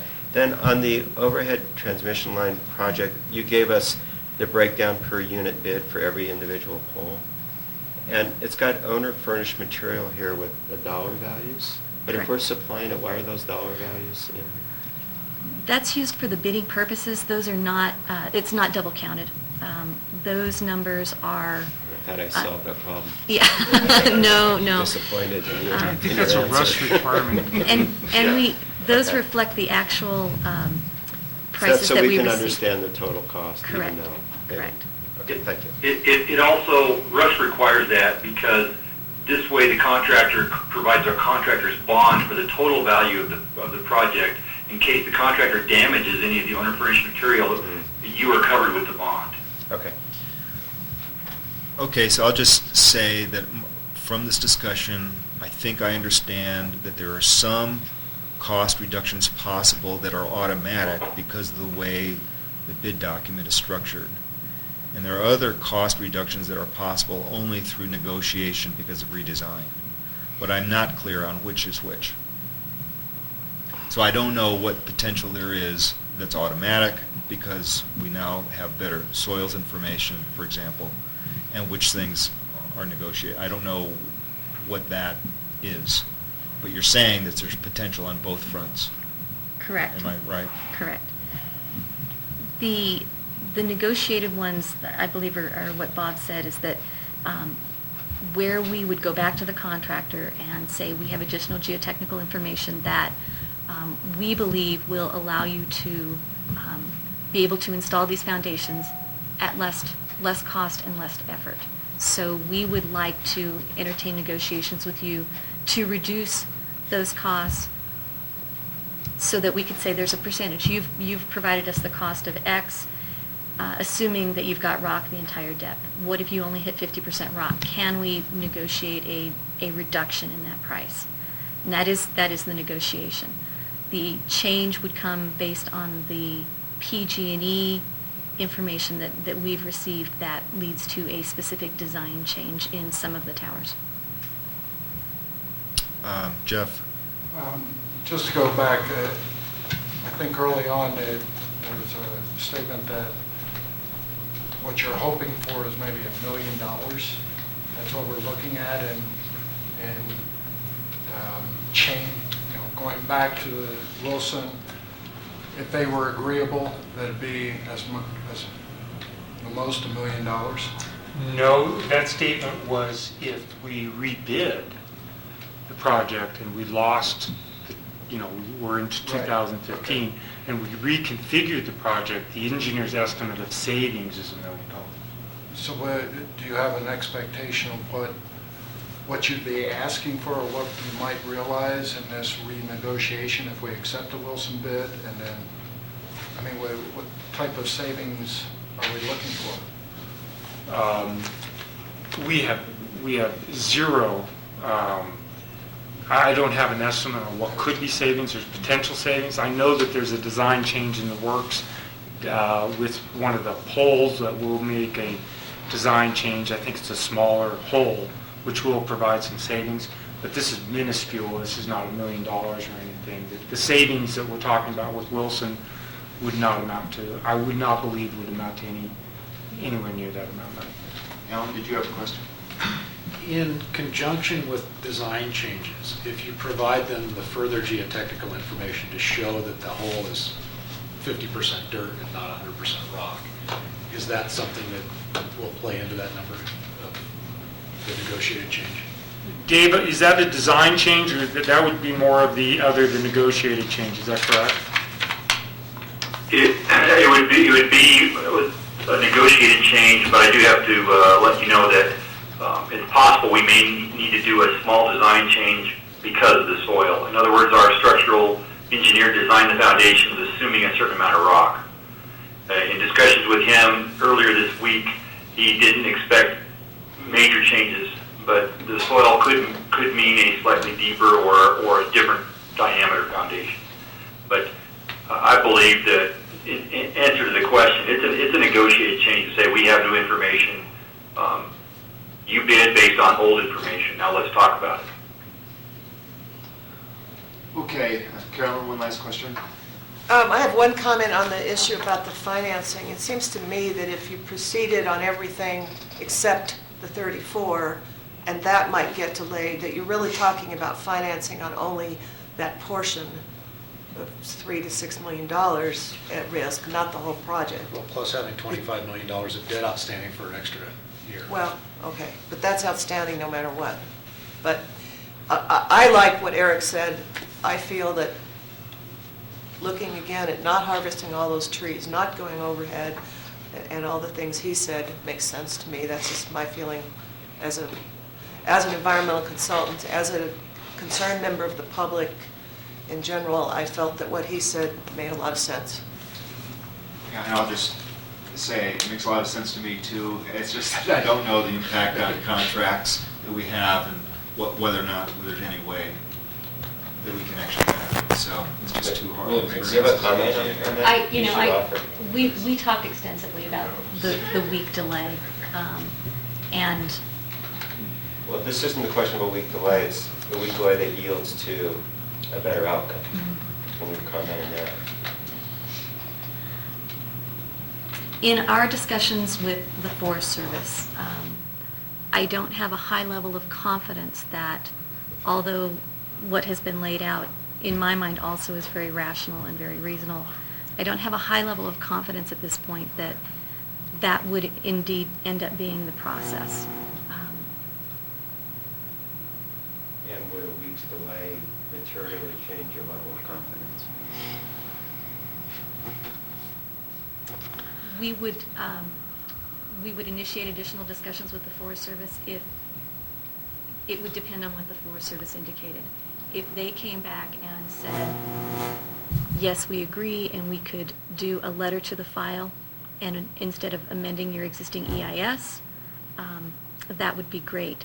However, the information they've provided us to date, because of the potential listing of the yellow-legged frog to the endangered species list, is what has everybody, including the folks at the Forest Service, very concerned. That once that species gets listed, it puts us into a whole new potential arena as far as how any potential mitigation and impacts would be viewed. So I wish I had a clear answer. I would love to have the Forest Service be able to tell me, yes or no, this is the direction that we would go. I don't think they can provide me that answer, and that's the answer that I need to be able to tell you with any assurance that that's the way to go. If a third party felt the Forest Service wasn't following the intent of the law, they could then Correct. issue a claim against it. So it isn't just their opinions, whether other people who are watching us agree that everyone's operating in the best interests of protecting the species. Right? Correct. Okay, I guess it's time to make a decision, unless there's any more questions. What you're transmitting, I think, and I'm asking, is that a week doesn't buy you anything significant. I'm not You- confident that you're- a week you're is going to buy us anything. Correct. And that's what you're transmitting too, Michael, right? Yes, I think it only provides us additional time to talk to Wilson, and it's non-binding. I don't see it gives us anything. Okay, would someone care to make a motion on, It would be yeah, go ahead. is it a resolution, Michael? It depends on which direction you take. If we want to approve the bid, it's a resolution, yes? Yes, sir. What page is that on? 34. Oh, yeah, got it.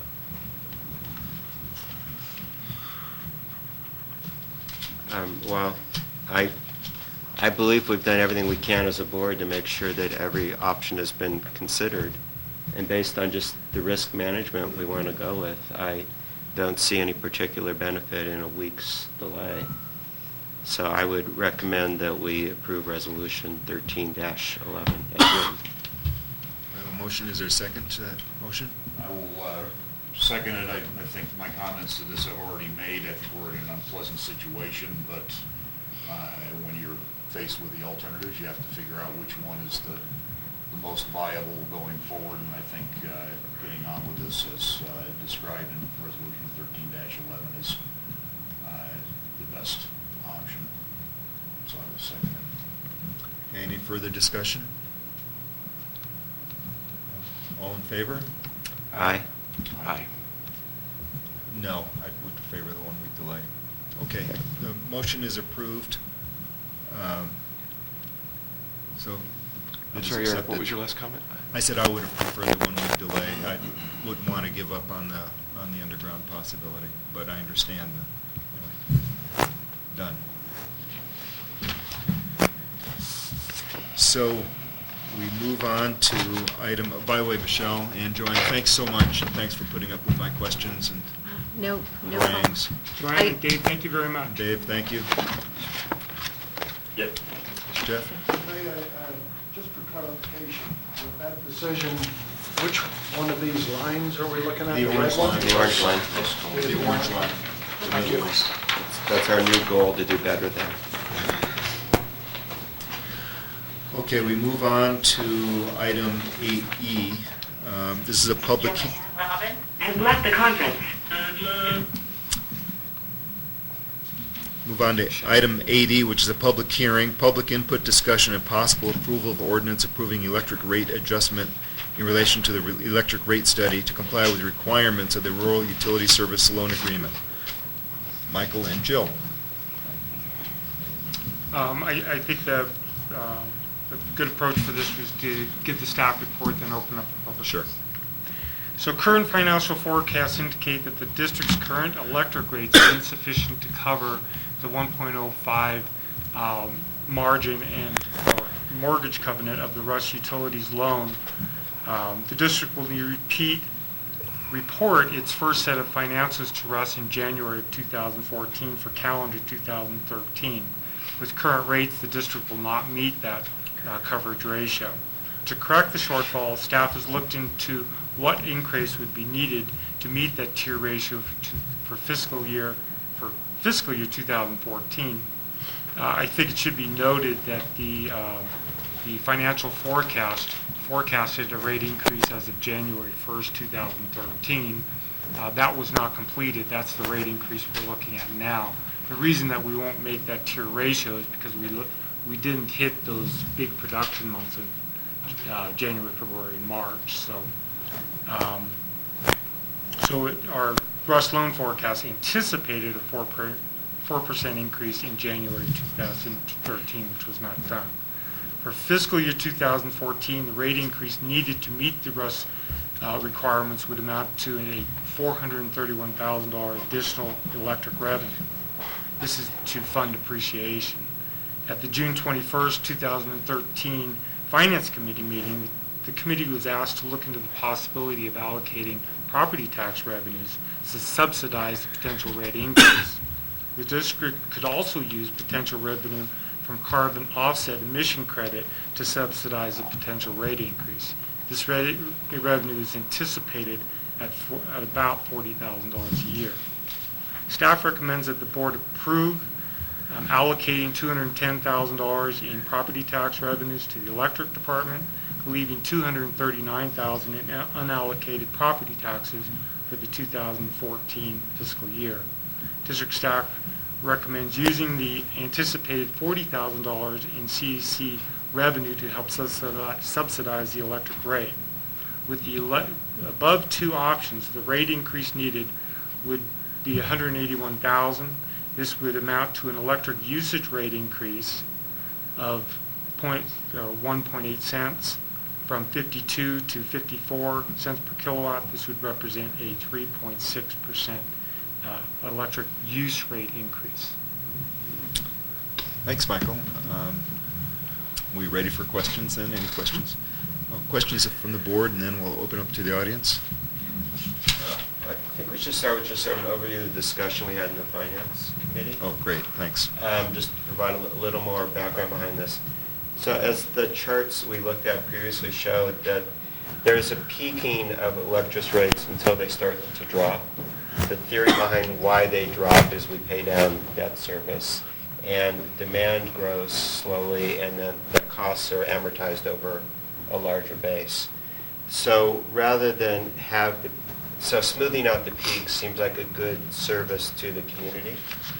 So that's the first point. Secondly, when AB 32 was passed and evaluations were done, charging a price for carbon causes an increase in rates for all Californians. And the intention behind the decision by the PUC and by the Air Board to have some amount of the auction proceeds go back to utilities, the intention was to buffer customers against increases. So I think it's completely appropriate to take the auction revenues we would receive from that, which really reflect a higher cost, in California, and put those back to the rate players. I think that's the intention of the law and the intention of the decisions. So that $40K, I think, is appropriate, independent of any other decisions. The other thing we talked about is the appropriate use of property taxes. And I would say prior to building up our cash, we would need that cash as a protection against unexpected costs. But we now have sufficient cash, in reserves in the bank already, that we do not need property tax as a standby to cover unanticipated costs. So I think the question needs to shift, not just at this meeting, but over time, into what's the appropriate use of property tax and how. And in this case, the Finance Committee felt that it's an appropriate use to try to smooth out the rate impacts, because it is going to peak. And then, we all look forward to the day when we meet to lower the rates. But this just helps smooth that out. And so that was the reason why that we tried to sort of split the difference between this, and that was the logic in the Finance Committee. I agree. And the question that I had, and I asked Michael, and was, for this year, we also have additional monies that we weren't officially planning on, which was the lower amount paid to Power Secure for the powerhouse by about $130,000 or something like that.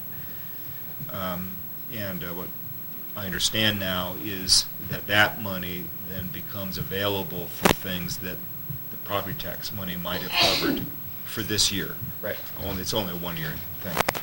Yeah. So it's not a recurring thing. So. That's right. Russ Yeah. would not, I don't believe Russ would look at a savings in a cost item and treat that as revenue. Right. So I believe they would say we haven't met the ratio, because the goal behind this is to demonstrate that we're collecting revenues that are 5% higher than our costs. And a savings in a negotiation isn't revenue. Well, it's just that it reduced our costs, so that the 5% more than our cost was less. But it's just a one-year thing. But, so I but that understand. was in a prior year. We're describing rates going forward. This would go into effect in September if we decided to approve it today. Yeah. That savings from a county viewpoint occurred in the past. It's not a future savings. We just saved it, right? We just paid that this fiscal year. Yes. Yeah. So. So it doesn't, so the timing doesn't line up. In the year they're interested in, that savings right. was in a previous period. Correct. Yeah, I guess But what I was it is just a saying cash is benefit. that there is some additional cash that we didn't pay out that we would now have available for Loop Road or whatever, Right. if that's the way we choose to use it, That's right. instead of digging into property taxes to do that. Completely true. Yeah. But it's an allocation thing. It is a Yeah. cash benefit. Yeah. Okay, any questions from the board? Question? Are you Yes. fairly comfortable that we're going to achieve the $40,000 from CEC? Yeah, well, we know how many auction allowances we've been assigned. We'll put them into the bid process.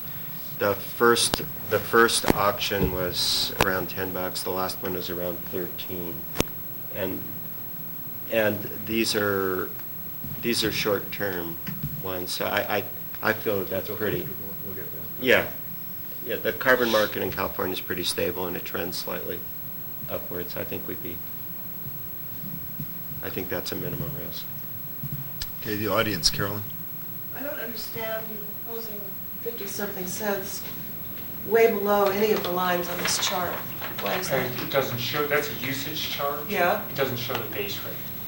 Okay, So so, the combined total is what you see on the chart. The usage charge is what we're talking about. so this proposed rate is the orange line where we are now, or not? No. I mean, that's not even where we are because of this $6 million increase, right? I mean, you're looking at the numbers we had before. We're looking at the green line, and the reason why the number is less than 65 cents is because that number anticipates the other costs converted. We have a base cost, and that Right. this converts everything into cents per kilowatt hour, this chart, whereas this looks at it as a component. Does that make sense? Yes, Yeah. but now that we have a $6 million increase in the project cost, this proposed rate is not going to cover that either, correct? Yeah, once that depreciation and interest costs hit, we'll be facing this again next year, probably, a discussion next year. Yeah, that's correct. Yeah, well, the hope is that the orange line is the worst that we experience. That's the hope. Right, but between now and that decision, there'll be other capital draws, there'll be more knowns in the interest rates. So we might as well wait till we have knowns rather than try to speculate on that at this point. And then the biggest unknown in my mind is what's next winter going to be like, and will there be more skiers? Yeah, understand. Yeah. Nate? So overall, looking back at the large chart, do you have a sense of what next year might bring? Granted, all of the things you just said about the magnitude of unknowns, but I think we'll be pretty close. To the orange I think line? it'd be very similar to what we're looking at today. Yeah. Did that answer your question? Any other questions, comments? I'm assuming nothing's coming in on the internet. Should have asked that question for the last item. I was checking it pretty regular, so.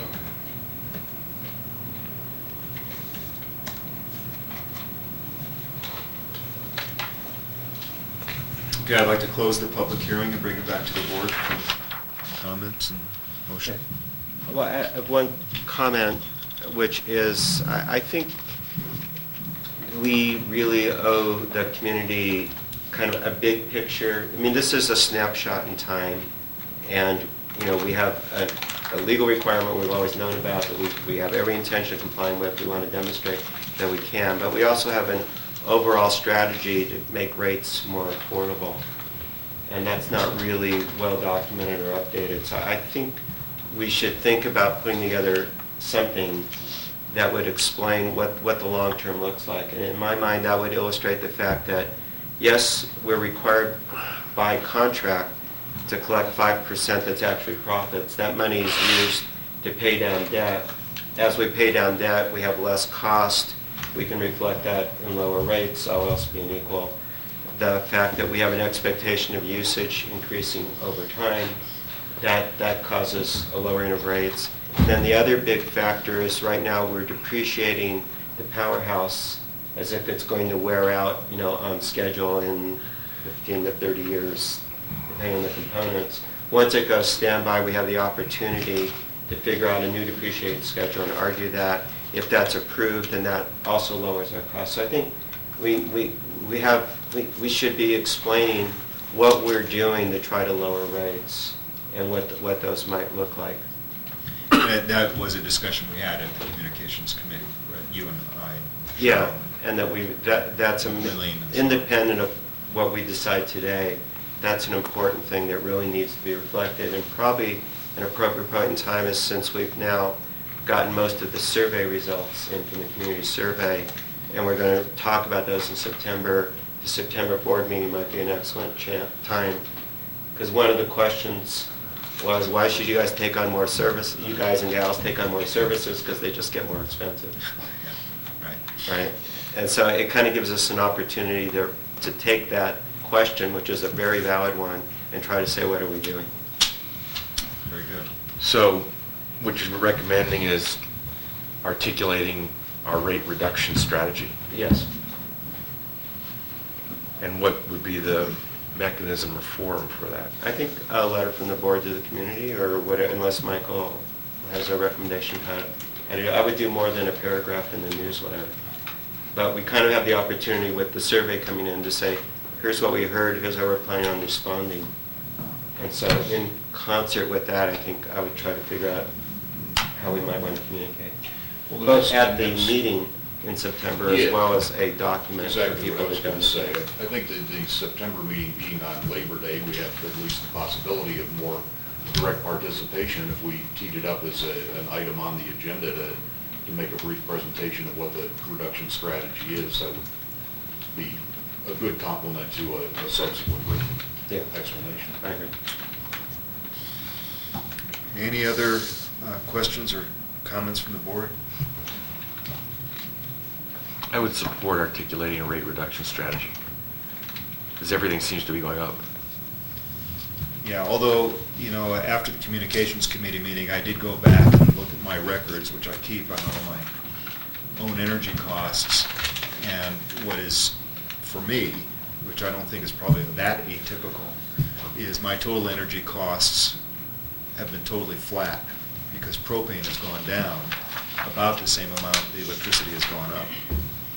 Well, my bills are right where this orange line is. They're 67 to 68 cents a kilowatt hour for the last couple months. No, I know, for the electricity, but my propane is 8.2 rather than almost 10. And there are users in the valley who are not as dependent on propane. No, I understand. No, I understand that. I'm just trying to say that everything is going up is not an accurate statement. Okay. For propane has gone down, and that's a major cost for many people. Other things sure have gone up, including electricity. Anyway, is there a motion to, let's see, Are we approving a resolution on this one too, Michael? Is it ordinance 1301? There. Okay, is there a motion to, regarding ordinance 1301? I'll make that motion. I'll second it. This is to approve ordinance 13-01. Yes. Okay. I have a motion and a second. All in favor? Aye. Approved. Okay, item 8F is a presentation of water, wastewater, and solid waste rate study and consideration of calling for a public hearing to discuss possible rate adjustments. Michael? As the board is aware, district staff has been working on a rate study to determine if a rate adjustment is needed for the water, wastewater, and solid waste enterprises. That draft rate study has been presented in your board packet. It has been the district's goal to have all enterprise funds become self-sufficient on a cash basis. In the past, property taxes have been used to subsidize these departments and to fund all capital improvements. Attached, please find a draft rate study staff has put together. This study describes that the water department is budgeted for the 2013-14 fiscal year for a net loss of $20,546, including the additional COP debt service for 6 months.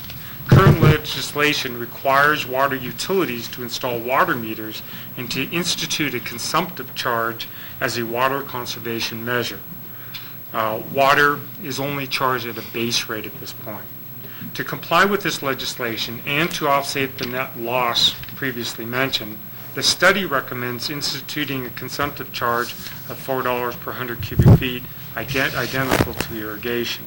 This would generate $57,000 per year, comply with the legislation, offset the net loss, and begin building reserves for capital projects. For wastewater, the study forecasts a $167,000 net loss, including the COP debt. The COP debt is to be used primarily for the membrane replacement project, which Rick Ansel will report on shortly. To offset this net loss, the study calls for an 8% increase each year over the next 3 years. At the end of this period, wastewater comes close to breaking even on a cash basis. For solid waste, the study reflects that the department comes close to breaking even currently. The study calls for an annual CPI rate increase for solid waste which is already the case for the balance of our enterprise departments. District staff recommends that the board call for a public hearing to be held on October 12, 2013, and that notices be mailed to all property owners describing the amount of the proposed increase, the method of the calculation, the reason, etc., and to take a public input at that time about potential rate increase amounts and if any at all. At the October meeting, the board will consider public input, determine if a majority protest exists, and determine if a proposed increase should be enacted or if property taxes should continue to subsidize these departments. Thank you. Questions? Board? Well, I'll just go back to a point I made earlier, which is coming up with an overall strategy for property taxes. And I think some of the things we can consider, one is, why do we decide to subsidize one department and not another? If every single department was break even on its own basis, and the property taxes there were to service, say, fire and mosquito or whatever it is that our best strategy? Or should we look at property taxes as, if we look at other utilities, they have lifeline rates.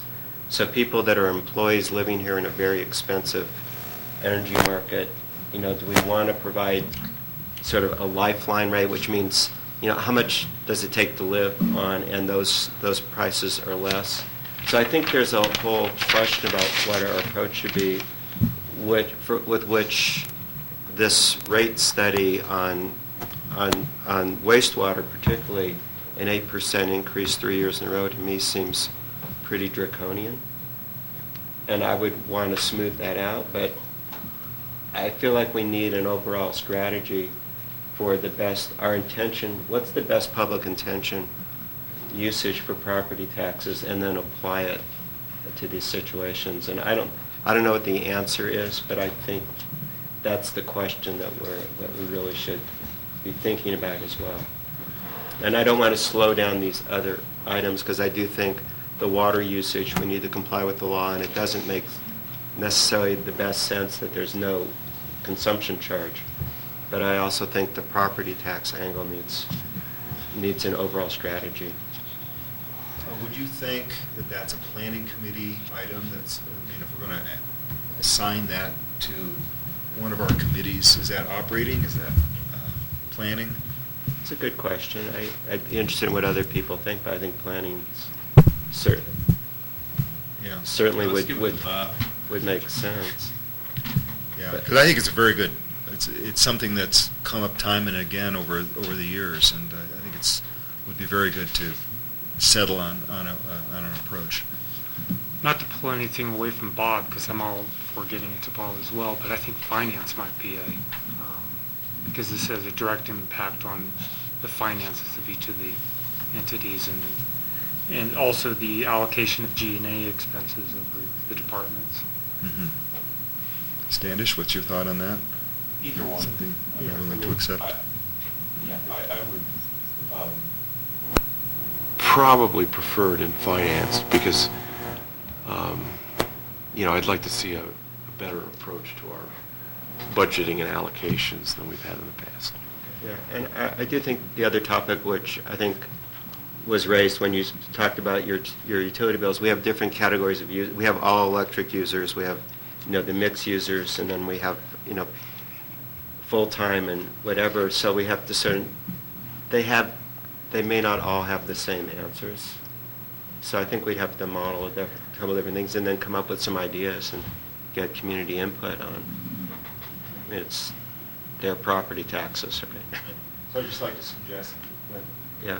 that Item go to the finance committee and perhaps be one of the goals for the board, but the finance committee kind of being the engine for coming up with an That's- answer on that. Yeah, that's fine with me. I just one comment. I think you already said this, Bob, but I mean, it seems like, we are kind of doing the opposite in two different situations, which seems pretty odd, right? We're reducing property tax usage in one area and suggesting using it in another, and it just... Yeah, and if somebody grabbed me on the chair and say, why did you do that? I said, well, in one case, we're trying to smooth out a rate increase that's going to go up and come back down, and we're trying to just smooth it out. Right. In the other case, we feel, that it's different, that it's an unfair burden to try to raise rates too rapidly. But, Yeah. I'd rather have it be a thoughtful conversation that Right. we've participated in and reached some conclusions. Okay. In addition to that, the only comment I would make is if we raised water rates, even if it was a fairly draconian increase, as you rightly characterized it, but it ended up at the end of the day with a situation where water really was being charged to users at the amount that it cost us to give it to the users. That's where we would end up at the end of those 3 years, right? Well, That's wastewater, actually. yeah, Wastewater. water gets there right away, right? Water gets there immediately. All right. Well, I think just recognizing that water is one of the constraining resources in our valley, that we absolutely should be charging what it really costs us to provide that service to users. They should not be blinded to what the actual costs are. They should be able to see it and therefore react to it in a rational way, i.e. try to conserve water, which would be beneficial for us as a valley. So I think that's a good direction. Question I have, Michael, I wasn't quite sure, reading through the draft study, is the use rate of $4 per 100 cubic feet that's possibly proposed in here, is that purely in addition to the base rate, or is the base rate somehow replaced by that? No, it's in addition. So it's all additional cost to users of water, to our customers? That's correct. Yeah, so one thing I think would be very useful is to take a couple of examples of types of users and say, what does this mean in dollars and cents on a typical monthly bill or annually? Because I really have I'm I guess I could go through the arithmetic, but I Yeah. think it'd be very good to have that as part of some input into the public hearing. That's some typical users. just Yeah, have I it- mean, I remember before I was on the board, when the water rates were last raised, Peter was used as an example. Your account. And an excellent example And by a Regina. totally excellent example. Yeah. Yeah. So anyway, I think we You need to do want that. one full-time, you want some part-time. Correct. Yeah. Have a variety. Right. And to comment on Bob's and Standish's points on a rate strategy, it's been the board's direction to staff, and the reason that these items come up is that all enterprise departments, it's been our goal that all enterprise departments actually net on a cash basis. Electric is doing so, propane is doing so, solid waste is close. This study hopes to bridge that gap between the two and ultimately make that goal a reality. Still, property taxes would have to be used for capital. You see, we're not talking about capital expenditures here, we're just talking about operating. So that was the focus of the study. Yeah, and fire and mosquito Yeah. abatement, there are some, and community services like Exactly. playground or whatever. Yeah. Or just government funds Or that don't Yeah, have. so government funds are always, that's the intended Right. purpose. Intended purpose, so property Right. taxes would be to fund the community services that we provide. Okay, I just had one other I little think- little question, and it's on page 53 of the packet. But it just notes that this is the description of the EDUs. And it says the average annual water consumption for a single-family dwelling is 711 gallons. I don't think that, is that right? Is that correct? It seems. Seems very low to me. More than a little low. 711 gallons. Well, you gotta remember that includes all accounts. So if you take all residential usage and divide it by the number of accounts in the residential category, it comes up with 711. Per day? That's an actual? Not Wow. started that. No, that's annual. That's annual, sorry. Yeah, but an annual actual, but I mean. It's just. Annual monthly. Annual Oh, monthly. annual okay. monthly Yeah, water yeah, consumption. yeah. Okay, that's different. Yeah, so by taking Okay. the average monthly water consumption, Okay, so that's Yeah, not what maybe it's, that that's not should what be- it says here, though. Well, it's- So it's it's- imprecisely worded, just FYI. It says annual consumption, 711 gallons. So it, Yeah, I mean, the monthly is referred to in the line above, but I lost that in the line below. Okay, just might want to clarify right, got it. that. Okay, Carolyn, I'll open up to the audience. I think this lifeline rate issue is important. For the last 3 years, I have rented a unit in the Meadows to various Valley employees, and it is a huge hit on them, the utility bills, and in the end, I've ended up being stuck with utilities the last year, and I think Nate was the year before, and I'm communicating with some employees coming in next year, and they just cannot believe, they said basically they were going to take jobs here, and when I told them what the utilities are going to be, they just said they're probably going to have to turn down the jobs.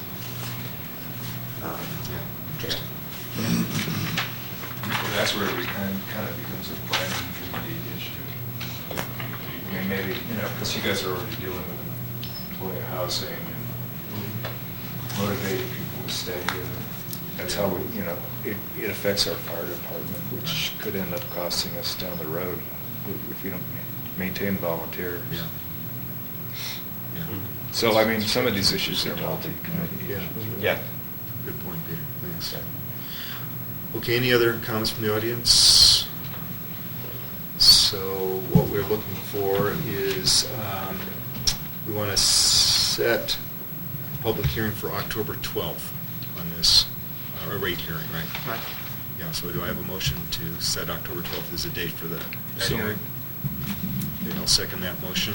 All in favor? Aye.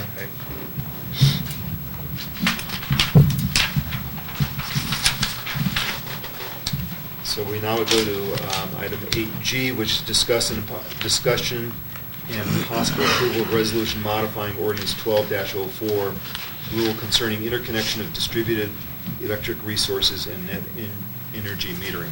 Michael? How do you feel about a 3-minute break, or would you rather have us just disappear? I think you can just disappear as Okay. you desire, yeah. No notice. No notice. Yeah, Bob is not leaving the room right now. District staff has had ongoing conversations with net metering customers regarding the net metering rules and agreement that the board has previously approved, primarily concerning the billing cycle length. After much research and consultation with our attorneys, district staff feels that it is necessary to revise our rules and agreement. Attached is a packet of recent correspondence with district legal and net metering customers and the proposed revisions to the net metering rules and agreement. This information has gone out to our 3 net metering customers for their input, and it is now before you for your consideration. It's district staff's recommendation that the board review this information, let the net metering customers review this information, and then bring this back for consideration at the next board meeting. So can you give a quick summary of what this is all about?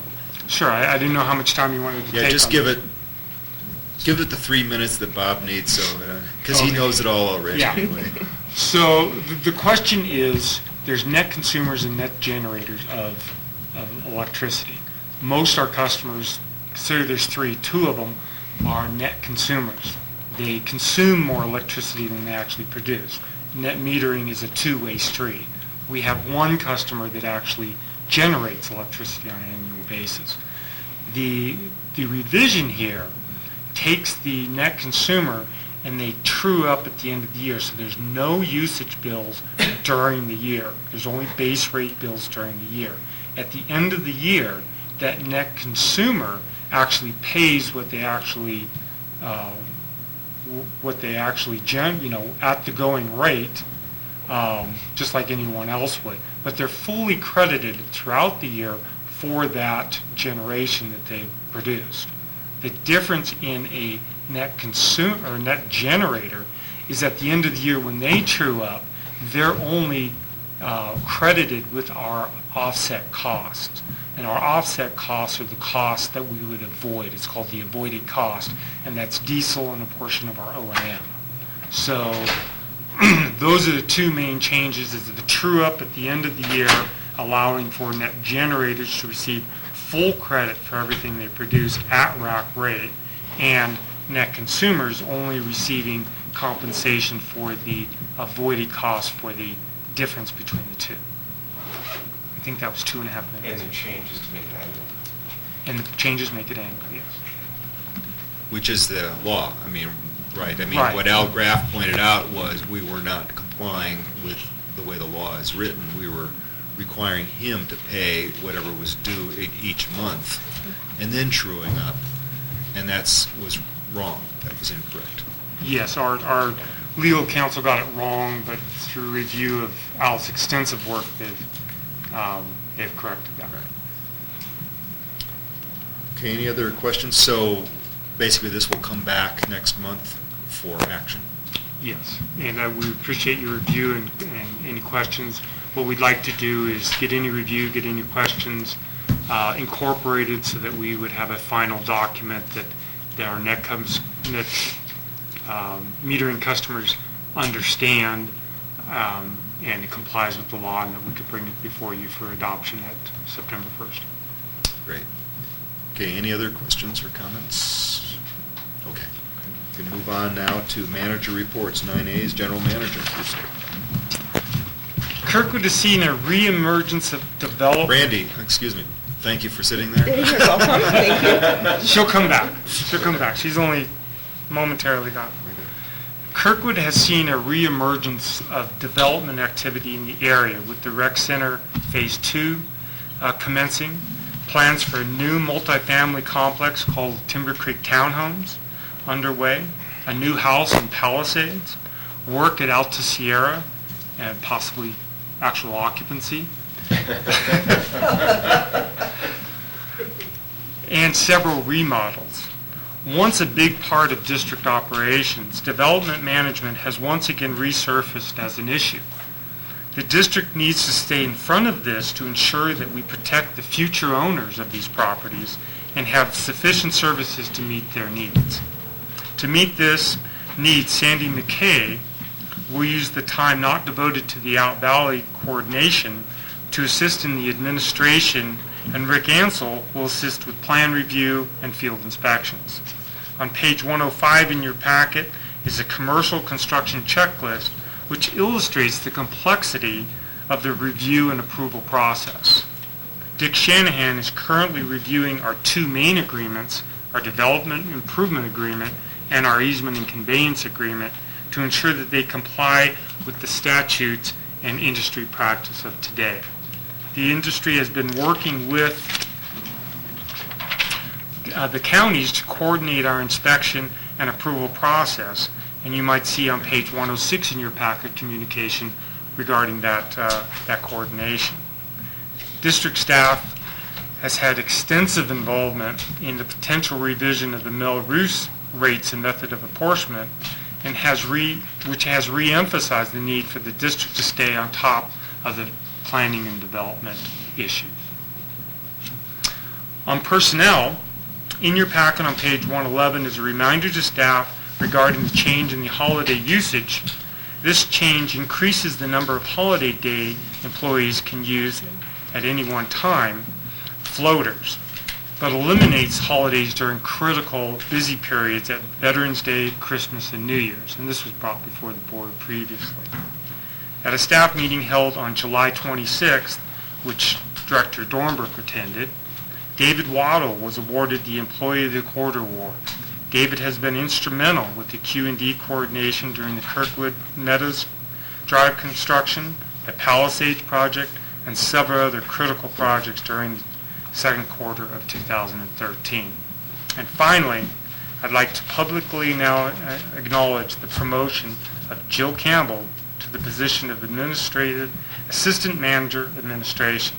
Jill's 8 years of service has been exemplary, and this last week has been no exception, working many 10 to 12-hour days to ensure that the audit is complete on time. Thank you, Jill. Thank you, Joe. Thanks, Joe. Thanks, Dave. And that concludes my report. Well, thank you. That was all the general manager's report, so everything else is just in the packet. Just information, unless you had questions for me. Yeah, so we have items 1 through 7 under A. Are there any questions about the CalPERS, which is coming back to us in a month or two? The rate study, we talked about the power purchase agreements, which I guess maybe Bob Indy will talk about. The upcoming election. Oh, well, that's one. Rena, can you give us an update on the upcoming election? Yes, I submitted all the filings for 3 incumbents, and there were no other filers as of yesterday at 5 o'clock. So there will be no election. Yeah, so there will be no election. There's no election. Oh, okay, great. We turn into a banana republic. So what will happen? After the recent bid opening, nobody wanted to touch it. Snow cone over. I was going to say, with all the good news you guys have had today, just one after the other. So the next steps, what will happen is there will be a resolution that goes before the Board of Supervisors. The 3 incumbents will be appointed, and then that will all happen in December. So are we technically not elected? You'll be appointed. You were elected once. Yeah. No. He's never been elected. So you've been appointed. The good news is that the checks that you wrote for the $35 will be returned. Unfortunately, your $35 cash was lost, so. Okay, well, thank you, Rena, thank you for that. Okay, we move on to operations report with Rick.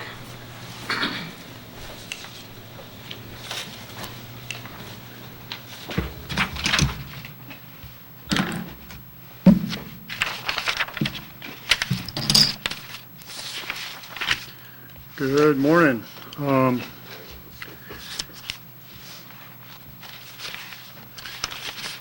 In the board packet on page 116 is the summer project list, which is an ongoing tool that I use just to try to help schedule staff and get things going. And as mentioned in the committee meeting yesterday afternoon, we could definitely add some things to this to make it a little bit more user-friendly for the board. For example, we could reflect the completions and projects that we've had already this summer, as well as indicate what projects may be deferred or move forward. But the notable projects for the operations department has been the reservoir, the modifications to well 4 and 5. We were able to hire an outside contractor to come in and change the piping within the well. So it took our capacity for gallons per minute from about 85 to 90 up to 175 gallons per minute, as well as placing in a new meter and a mixer, or a way to introduce the chlorine into the system. And so the flows out of that well are phenomenal right now. And to verify that, we had an aquifer drawdown test that we performed this week. And I'm pleased to announce that within 48, the way we did the study essentially is we took the aquifer level reading at the beginning of the week, and taking a step back, we drew down the tanks. We have about 950,000 gallons of water in reserve here in the valley. We brought those tank levels down. We actually just used the water like we would normally use. We didn't waste it. And we took it down to a level that I was comfortable as the fire chief taking it to, well above the ISO standards. And so in 48 hours, we tested the aquifer, and we actually pumped anywhere from 155 to 175 gallons per minute back into the system. So again, in 48 hours, we put 500,000 gallons of water back into the system. And the aquifer level only dropped about 100 feet, with giving us about 125 feet still left in the aquifer. So the test came out really successful, and we're really pleased with that. The final issues with well 4-5 improvements are simple fixes. We need to relocate a valve to the side of the building and add 180 PSI valve relief stem on that pump head, or on the well 4-5 building there. But again, just very pleased with the results and outcomes for the well 4-5 project. Now you're measuring to see how fast the aquifer replenishes itself. Exactly. Back up to the original level. Yeah, so for the next several days, we'll document that data. And then we'll bring this data back through the committee to the board to kind of show you on a graph how it looks. I've got some information, some preliminary, but I didn't want to share it this time. Along those lines with the well 4-5, we are preparing for a Department of, the California Department of Public Health will be coming back out in October to inspect our water system. And the improvements to well 4-5, along with the wellhead improvements out in the field, are part of that inspection. So we'll be working with District Engineer Matt Wheeler to do a pre-inspection, look at the last inspection report, and try to make sure that we resolve or correct any issues that were found at that time. But the 4-5 improvement at the wellhead, as well as the at the building, are all in conjunction with trying to satisfy those inspections. So that kind of concludes the well 4-5. It's indicated in the July in the board packet. For August, and probably one of the most important things that we would have here at the district, normally this would be a huge deal, but with Out Valley and everything there, it seems to take a little bit of a back seat. But the membranes are coming. We're very excited to put in brand new membranes into our wastewater treatment plant. Staff has been preparing for the arrival of the membranes, and the startup meeting is going to be next Tuesday, the 13th, with Auburn constructors as well as district engineers.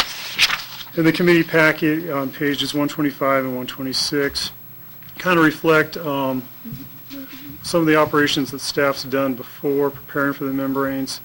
We did a complete clean of one of our trains to make sure that the membranes that we have now that we'll be using during this process are going to work as efficiently as possible, along with making some minor repairs to some of the equipment at the headwater. For example, the high core screen and high core machine, we're going to replace the brush in that. And then on 125 is actually the replacement project schedule.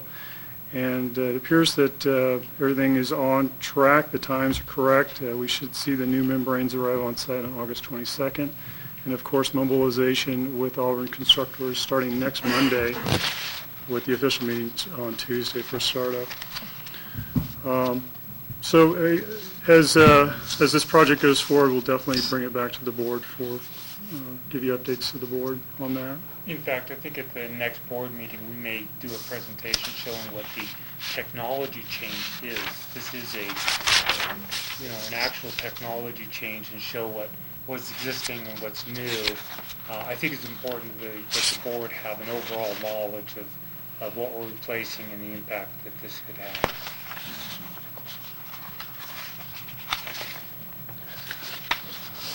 So, on page 27 of the committee, the board's packet, is the ISO letter that we received from the Insurance Services Organization, and essentially they're going to come out and, or Insurance Service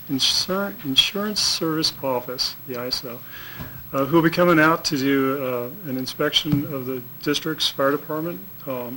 Currently, our ISO rating is at 4, and we would hope to maintain that, so they're going to come out and inspect us. They haven't been here in 10 years, and so we are currently preparing for their visit. There's a whole list of questions on our water system, our fire department, and our communications.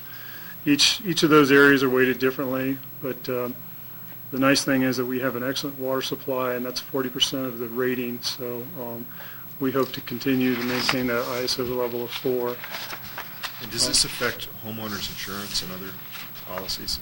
It does. The ISO rating is something that they use, the insurance companies use to determine your property insurance rates. So, Is one of the items on the audit the number of volunteer firefighters that you've got available? Within the fire component of the ISO inspection, they actually take into account the number of personnel, how many are active, how many are paid, part-time paid, or volunteers, and then it breaks down the response time to typical 5 residents and 3 commercial structures, and then the mutual aid and what's on the truck. It goes all the way down to how many pieces of hose that you have on the truck, so it's pretty in-depth. Yeah. So, thanks. When the district originally took over fire services, our rating was 8. So everybody's rates did go down quite a bit when we started plowing roads, because there was areas where you couldn't, in the wintertime, you couldn't get a fire truck, so that was significant. Might be an interesting cost-benefit analysis there, if in fact we can save people in the valley money through their homeowners insurance policies, so, bucks a buck. So, if we could think of ways to get a higher rating that we could understand how much potential savings there was, that might be an interesting calculation. Yeah, it would be a lower rating, Yeah, get a better rating for us, lower costs for insurance for homeowners, residences. We've talked about in our committee about how there could be more training options. the last inspection from ISO had a huge punch list of things to do. This is a complete new punch list, so as we go through the process, we'll work with ISO to figure out how we can capitalize as much as we can to maybe hit the next mark, which is an ISO rating of 3. I think we're about 60 off of that, but I've got to learn the new system from them, and hopefully they'll work with us to get us there. And obviously, there's always a trade-off between, say, capital equipment and things like training, that in a way, maybe, I don't know how it's rated, but buying a new truck might not make as much sense as more training for what you've already got. And I'm sure there's trade-offs there. Correct. And some of the definitions of what a truck, for example, a ladder truck, our current ISO says that we have a ladder truck. Well, believe it or not, the rescue, putting ladders on our small utility truck, that ISO considers that a ladder truck. Really? But in the real world, a ladder truck would be, something with a stick on it, or, that will cost $500,000. Right. So, as I learn it, I'll definitely share it through the committee and the board, but I'm kind of excited to actually have them come out. It'll be a good exercise for us. Something, let's see, that's not in the packet I think is worth mentioning is that we did have a barbecue, a KVFD beer and wine tasting barbecue ad hoc recap meeting from the 4th of July. And it's not in the packet, but I just want to reflect that in the meeting, we are winding down with the numbers, and it looks like we've got a net barbecue revenue of $17,556.74. And a lot of that has to do with the hard work done by the volunteers, along with staff, through the auction and donations. So I am pleased to announce that there's a purchase order approved for the purchase of a new thermal imaging camera, and it's on its way. So I'd like to say thank you to the board for all their efforts and hard work, and a special thanks to Carolyn Scott, Ann O'Grady, Cheryl Stern, and some of the new committee members that came in at the last minute, Sandy Goldberg, and I'm sure if I'm forgetting others, Diane Rupp, Alexander, Maylene Smith, thank you, Cheryl. Again, all the efforts behind the scenes really did pay off, and we're already looking forward to next year's event. We're planning the next barbecue ad hoc committee meeting in the middle of October to try to seek out some of the donations early on. So, and we will definitely put this information in the next board packet in September. And then finally, moving forward, we have our 33rd annual Kirkwood Volunteer 5K, 10K, and Kids Fun Run. We've been aggressively advertising this around the basin, Gardnerville, of course, here in the valley. Flyers are available at the front desk here, and they're pretty bright green, yellow color. But if anybody would like to volunteer or come participate, board members, community members, please contact me. There are several things that we could have you do to help volunteer, but we'd love to have you come out and support the run. It's a good event, and we look forward to the help from ROP Kids, as well as thank you to Vail Resorts for coming through with the one downhill ski pass and cross-country pass for our event. So that concludes my report, unless there's any questions from the board.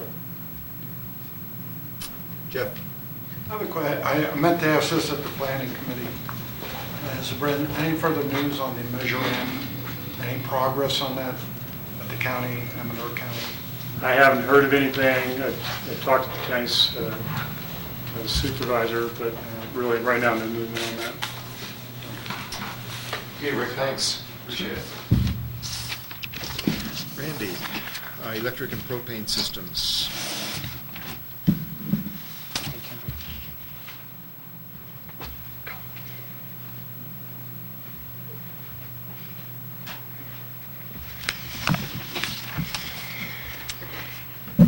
Hi. So I would like to give you an update on both the electrical and propane systems. Starting with the electrical systems, we did complete the commercial core loop project, which was a project to reconnect the commercial circuit from the old MU vaults down to Red Cliffs. That was completed. It took 2 planned maintenance outages. We had to drill through some of the vaults to get the connections made. We also had to do some rephasing to get the final connections made, but that was completed. We are looped at this moment. And we also have the Met Tower still on the table as an electrical project.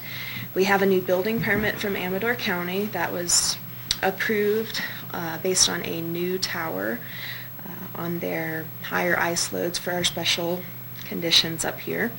The tower that we had on site has been shipped back, and an exchange is being made at the tower manufacturer. The same thing is happening with the portion of the hand-operated elevator that needed to be changed out for the new tower. We have placed the orders for the new equipment. We're expecting shipment in the near future and are expecting installation and delivery to occur sometime in September. We will be preparing the area for the pad, running electrical, all of that before AOCOM comes out from Colorado to do the installation.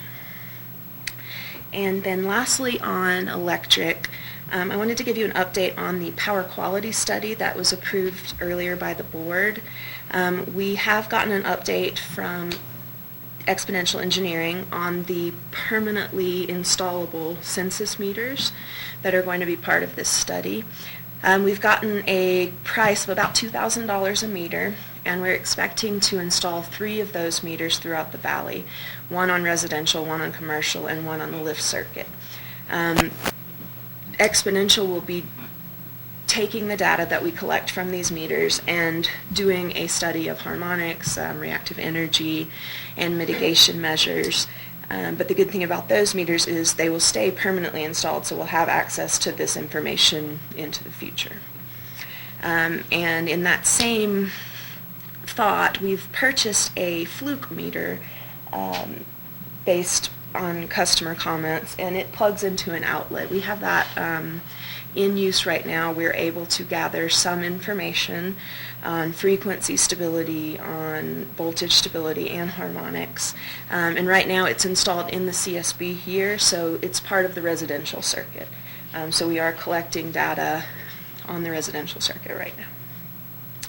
So we and Al can have competing graphs. We can, and so far they match very well. Any questions on the electrical side of things before we move on to propane? When we do want to measure the specific behavior of the various lifts, what meter do we use for that? We will, the meter that we are going to install, the census meter, we could move that. If we install it on, say, chair 11, and we get data there, we could then move that meter over if we chose to. Okay. But according to Exponential, they think that we're going to get most of the information we need just from a circuit-wide survey. Okay. On to propane. In your packet, we do have a copy of the leak survey that was completed by Kiva Energy Services. They're our propane supplier. And this is a requirement of the CPUC Safety Division every 5 years. And as you can see, it's quite lengthy. They found quite a few leaks, 76 above ground leaks, but they are all relatively minor in scale. Leaks were rated on a 1 to 3 basis, with 1 being an immediate safety hazard, 3 being just a reevaluation within 15 months. However, most of these leaks are on our side of the meter before it goes through the meter on the customer's property. So we are actively working to fix as many of these leaks as possible. Of the 76 above ground, 20 have been completed to date. The customers, there are a few customers in the valley that have leaks on their side of the meter on piping supplied by them. We will be contacting those customers and alerting them to the issue, but none of the leaks that were found were rated as a 1. So we have no immediate safety hazards in the valley there on propane leaks. How do you tell which side of the meter it's on? From your list? If you're looking on the list, Yeah. the ones that say The one in my house. outlet of meter, like number 10 on the above ground leak survey, anything outlet of meter or after meter is on the customer side of the list. And I believe there are So riser shutoff valve is? Riser shutoff valve is us. Oh. The shutoff is before the meter. There's a lot of those. Do you have one? I do. So we had a subcontractor do this for us because we were required to do that. Do we have ongoing leak detection capability in-house? We do a patrolling program. We're required to patrol twice a year. We have a sniffer, a gas sniffer, that if anyone calls in a leak, we go out and check it. And there are several leaks underground at valves in the streets. We're going to defer on those. Those are all rated as a grade 3, which just means we need to check them within the next 15 months. And all would require excavation, repaving. So since those are minor, we're going to defer on those until we knock out the ones that we can get done this year. And lastly on that, we have 8 leaks in the main tank area or at the vaporizers. Those will be fixed in conjunction with the propane water bath installation that's going to happen in early September. Kiva is doing that installation, and they have agreed to do additional work for us in fixing those leaks. There are some on the liquid line, which potentially could be more of a cost savings if we fix those. So those will be corrected first week of September. And to follow up this, the CPUC is actually coming out to inspect our propane system September 11th. It's going to be mostly a paperwork inspection. They're going to inspect our written programs, our operator qualification records, and they will also go out and take a look at some of our system. So we're preparing for that, and we'll get everything together by the September 11th date. Great. Any questions of Brandy? Report, This Brandy. is number 216 East Meadows Valve in the driveway. That's my property. Oh. And I don't have a valve in the driveway. And this was done by a separate company, so some of the notes we have to track down and make sure we know exactly where they are. It's possible that they identified a valve number and not your driveway number, but I'll check into that for you.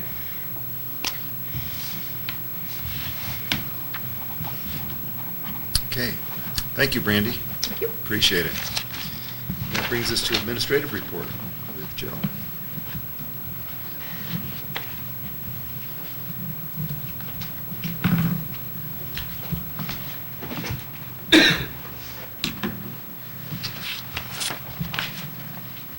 We have finished the fiscal year, so I have year-end financials starting on page 155 of the packet. I'll start with the balance sheet. Shows that we have $2.6 million in operating cash at the end of the year. We have 5 different categories of cash besides operating, so I was just going to briefly go through those and what's in them. The Finance Committee asked, so I thought you might want to know. The designated line item that we show is just for the fire department account. Total restricted, we have the Mello-Roos, the fish fund, the EID fish fund, and the COP reserve. In reserve, that's our reserve fund, we used to call it rate stabilization. The total trustee special construction is our RUS fund for money that we've received that we haven't expensed yet. And our capital reserve is funds set aside that we received for the COP for approved capital projects, mostly the membrane replacement. And it also includes the snow removal capital reserve fund. So if we were to decide to not borrow a certain amount of money for the completion of the Out Valley and use our own cash, which I think the plan had been, or the hope had been to use $2 million, out of which fund would that come? That total reserve, we have $3.2 million. It would come out of that. Okay, thanks.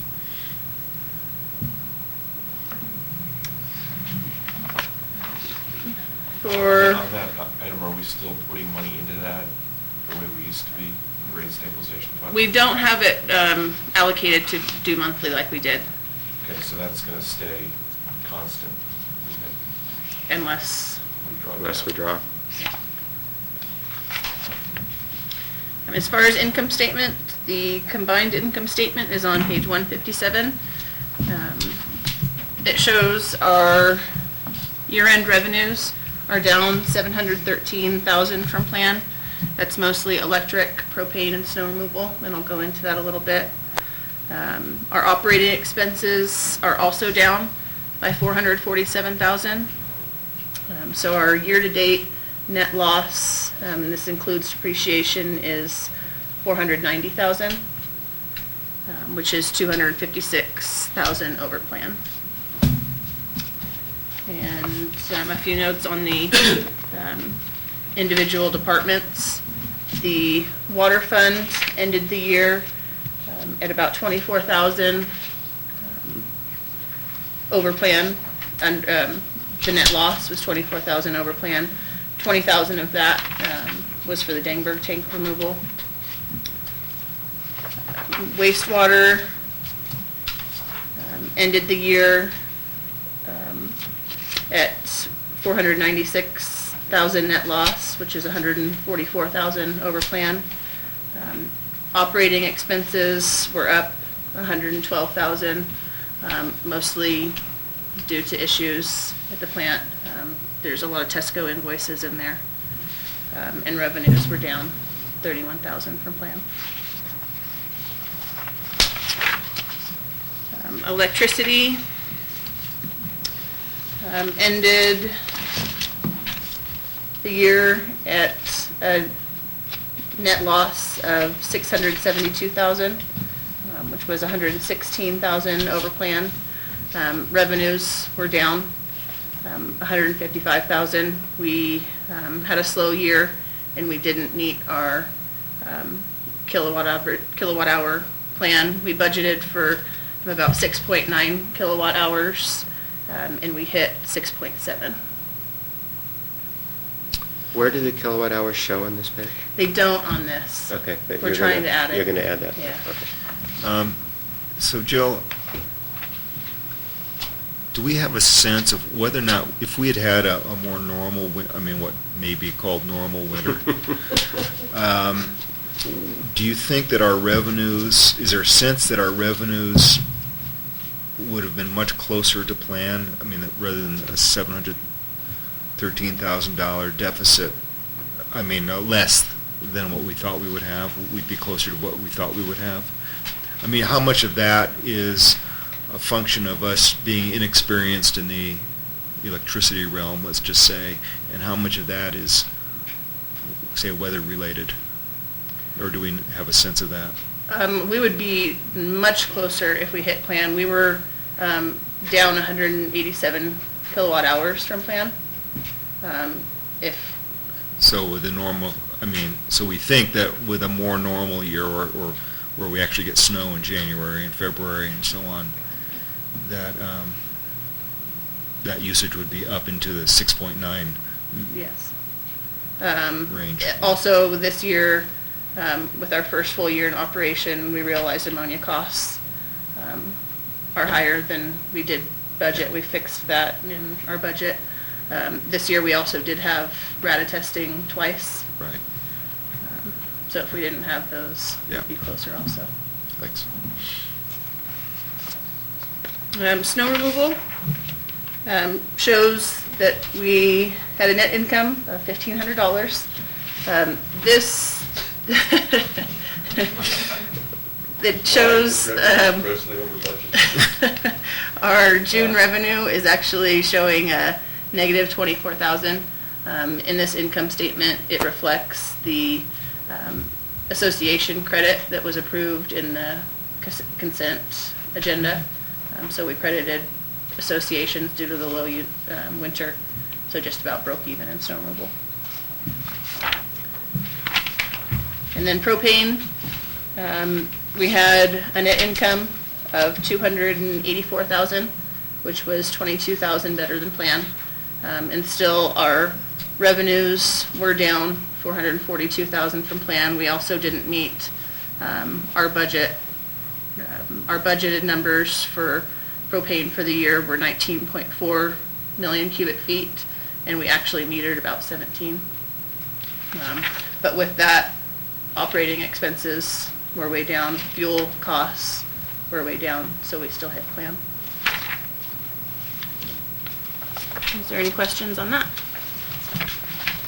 Well, I guess my conceptual question, not a specific question, if we wanted to compare our year's actuals to the forecast that we used to actually come up with the rates, is there enough information on this to do that? Or is there something missing? Say that again? Well, when we did the propane rates, Lisa, I remember working on that, which was probably 2 years ago. We had a model for base costs and variable costs, and we came up with rates such that we would break even. And then we have the actual data for a year, and if we wanted to compare our model to what actually happened, is there enough information here for me to do that, or do I need to ask you to?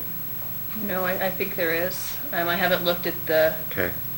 spreadsheet that we did in the beginning, but it... 'Cause it seems to me to be a good practice to annually compare the basis on which we created rates to what the actuals are and see how we're doing, not just in the bottom line, but in the details. I can break these out in more detail if needed. I would just need to look at that. Yeah, beginning spreadsheet first. there's no urgency, but it'd be nice to do that. And on this one, like if I'm looking at the revenue for the fuel adjustment charge, there's no line item for that? For revenues? No, there is with electric, but there is not. But not for here. So I guess one of the questions I'd have, and there's no urgency, is to get these to the point where we could independently just verify the rate details, planning to the actuals, and see that we're tracking what we expected. That makes sense. Okay. Can I ask a question? Sure. So you're raising the water, wastewater, and electric rates because you're losing money. But what I'm seeing with the propane is you've made money even though you didn't hit what you expected. Are you going to lower those rates? Yeah, I think that's kind of where That's Bob what- is heading. that's where I'm asking. That's what we've got to go back and check our assumptions and see if that's an appropriate thing to do. Or is it just that on a low year, because propane is so dependent on the fuel, and does it just turn out that a low year makes this profitable, but a normal year would have changed? That's the question I'm trying to figure out, is what actually happened. Yeah, but yes, you were going where I was wanted to ask. As far as the budget, in the packet. I'm sorry, but one thing, I mean, obviously there's calculations for the base rate and so on for propane and for electricity, but, of course with propane, because the cost of propane has gone down, we get credits. We've been getting credits every month, which effectively reduces the rate that we actually pay. But that should be reflected in the fuel adjustment charge. That's what I mean. Yeah, it should be negative, which it has been. Yeah. Yeah. It's been a credit Right. to us, Right. too. In the packet is the fiscal year 2014 budget. This is the same budget that was approved last month. A narrative has been added as requested at the last board meeting. That's good. And we did add a summary page for water and wastewater. The previous version had the summary pages for electric and propane showing our projected usage. This one has added water and wastewater to show our projected usage for that. One thing discussed at the Finance Committee was to look at how we're allocating G&A. Right now, we're using just a percentage based on what we estimate costs for other departments to be for our overhead costs. So that's something that we'd like to look into. Treasurer O'Grady has offered to sit with staff this week to go over how this is formatted and what we can do for improvements. So Joe, I have one question. So page 179, the electric fund budget for 2014. Does that reflect the rate? Does that reflect the rate increase we just approved? That's it. It does, yes. It does. Yeah, Okay. the others don't. Okay. Yes. Okay. And so it would be appropriate to show the tier and O-tier things on this page, right? Yes. Although we could calculate, because there's 456,000 in profit. Well, look, where? I could show the form, we could put the Form 7, how Russ calculates it, that does show the tier, or it's not shown that way in this. Yeah, I'm not sure exactly what I want, but it's just some way to be able to, but Russ calculates it with depreciation. Yes. And on an annual basis. Right. And this They're- is they're our camp- fiscal right. basis. And not a monthly basis. So the reason why I can't get where I want here is this includes 6 months in 2013. Okay, all right, all right. I was just trying to figure out how come I couldn't see the numbers I was looking for. And that's the reason why. And your proposed solution to that would be? We could easily break it down. We have it all monthly, so we could break down a calendar from last budget to That would this, require knowing the budget for the last 6 months of 2014. or the actuals of, oh, yes. We could do 2013. So for our Russ, sorry to take you through this, but our Russ calculations include 6 months for which we don't have a budget. For 14. All right. Okay. I don't know what to suggest yet. Well, I think what you're driving at is some report on a regular basis that shows how we're doing with our tier and O-tier requirements. Isn't that what you're asking for? Yes, I think. I- And we're not trying to make it on a monthly basis, obviously. That's kind of the issue. We can, we've gotten PCS to at least be able to report the Form 7 that we give to Russ on a monthly basis. But since we don't report, I mean, we can show that easily. Yeah. Well, I guess I want to defer this to the Finance Committee. We'll think about it and try to figure out something that's not a lot of overhead that would let us monitor it. If nothing else, looking at it on a fiscal year basis kind of lets us know where we're headed. Yeah.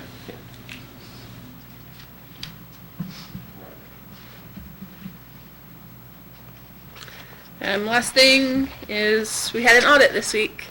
AKT was out all week, completed the audit, or most of the field work at least.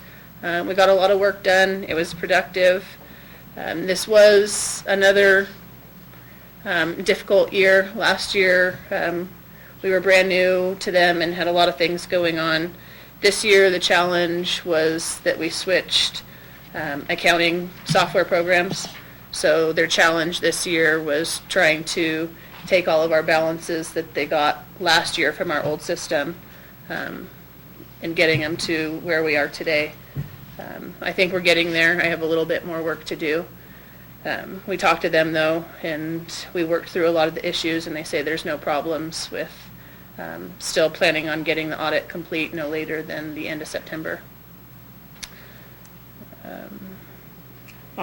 Joe, would you comment on where they stood last year at this time compared to where they stand this year at this time? We're leaps and bounds from where we were last year. The only thing I have outstanding with them on the district side to get them information to complete their side is breaking out. Last year we had one balance sheet. This year we have 11 different balance sheets. So just helping them understand that. I plan to have that done by this week. They did mention also that there will be a small formatting change in the way they present, just based on expenses, the way we used to show expenses, and they're going to form it more to the way we see it on our financial statements now. But I think it was very productive and good. Thank you, Joe. Thank you. Nice work. I think the Appreciate it. overall question that the auditors brought up was exactly how long till it's going to be gone during our Yeah. We came up with 2 weeks. But,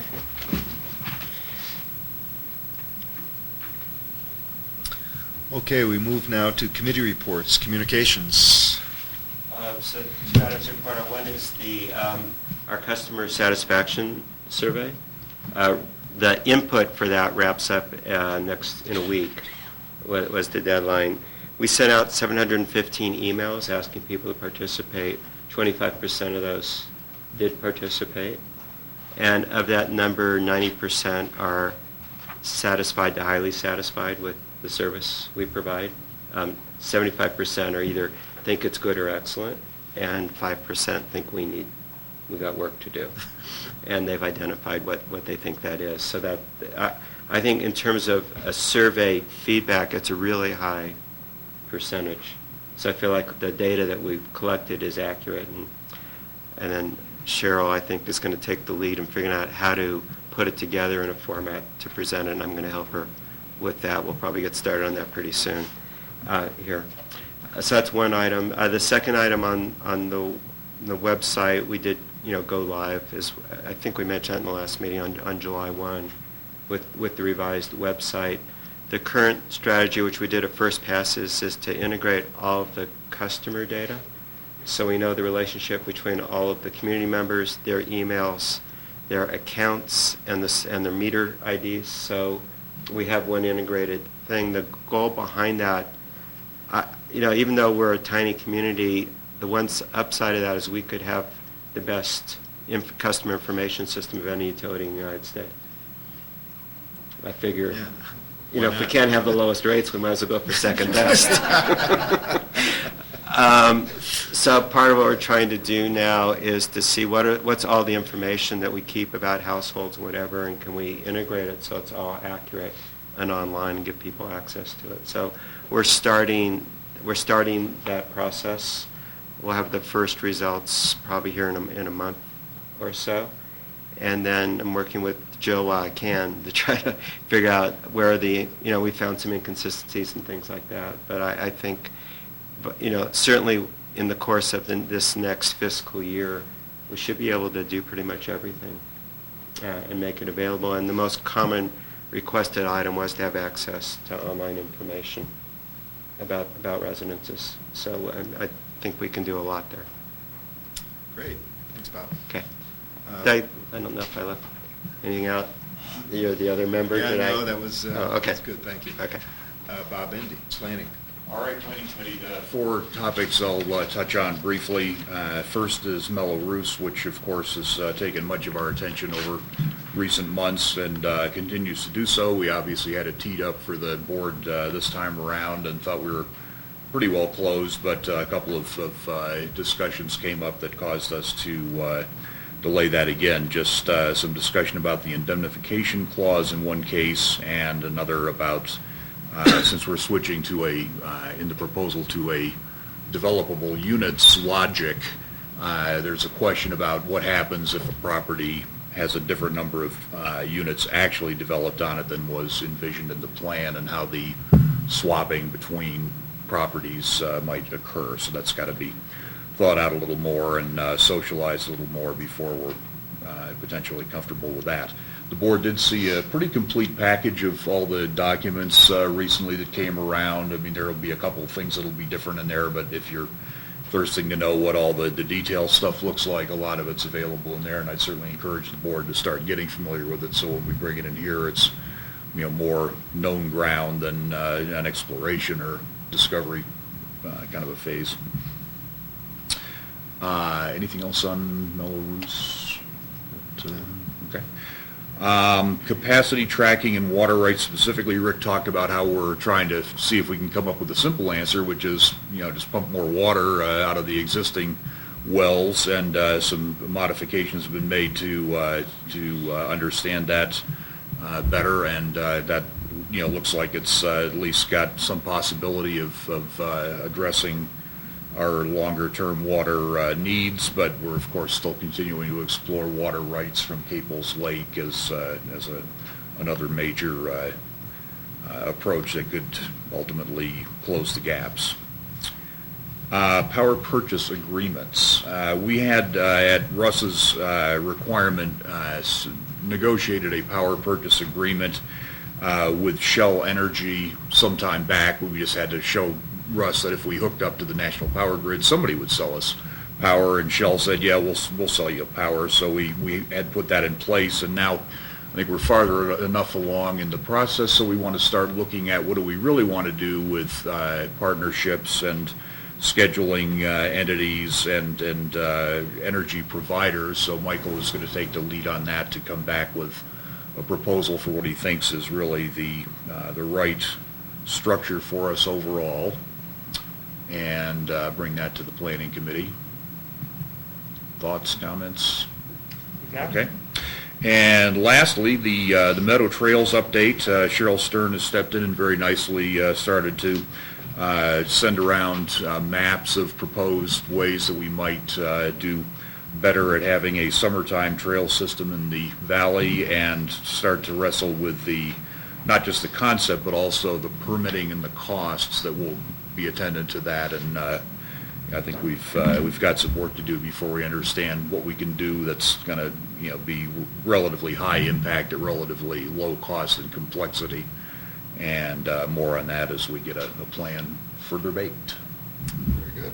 Good summary. Standish, Finance. Well, there's 12 items on our last agenda, but I'd say the most important one is the remaining Rust borrowing strategy. And to date, we've borrowed $30.3 million in 3 draws at an average cost of capital of 2.998%, so that's 3%. And, we have the opportunity, just given the yield curve, to borrow for shorter durations than to borrow 35, correct me if I get it wrong, but the structure of these loans is they're all 35-year loans, and to date we've basically chosen long-term fixed no-call options, which is that 3%. We have the opportunity to borrow where the pricing would be locked in for shorter periods of time, say 5 to 25 years, and that would basically be the difference between the orange line and the black line on the projections that Michael handed out, which start out in 2015 at a 5 cents per kilowatt hour difference. And it looks to me, just eyeballing the chart here in the meeting, that it's about 5% for the first 3 years, then going to about 4%, then to 3.5%. And there's a net benefit to our ratepayers for about 20 years, and then it's basically equivalent. So that's the primary thing that I think we're focused on at this point.